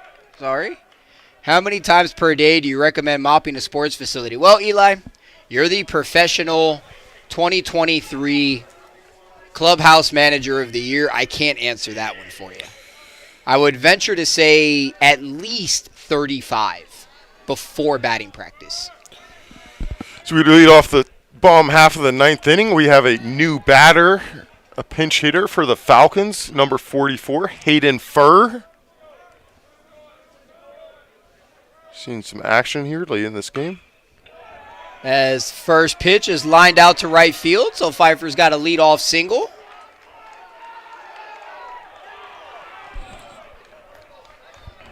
Guess you got Minnie Cooper just joining us here. Not a big fan of what's going on, but you can always turn the volume down and just watch in peace. No harm, no foul there. We appreciate you tuning in. Another pinch hitter. James Eason comes to the plate here, fouls it off to the right side. You did see a lot of runs in that previous game here between Washington Lee and Susquehanna. We did. Not as many as we have here now. 9 runs on 12 hits and 4 errors for Pfeiffer, while Barry's got 17 runs on 15 hits and 1 error. As we're going to have a 6-4-3 double play. And that'll bring to the plate. Looks like potentially another. It is a good question here, Walker. Who is in David. line for the win for Barry if they seal the deal here? I know they didn't they change pitchers fairly early? But so many pitching changes at this point, it's hard to keep track of as the first pitch to James Eason is in there for a strike. That's not James, sorry. Pinch hitter for the Falcons, number 3, now at the plate. As this pitch is driven out to center field, and that'll do it, folks. Barry College with the big comeback for the win. We appreciate you guys tuning in. We hope you guys enjoyed something a little bit different, and we'll be back tomorrow for the final day of the D3 Showcase. First game starting at 10 a.m. here from downtown K-Town. Have a good night, everybody.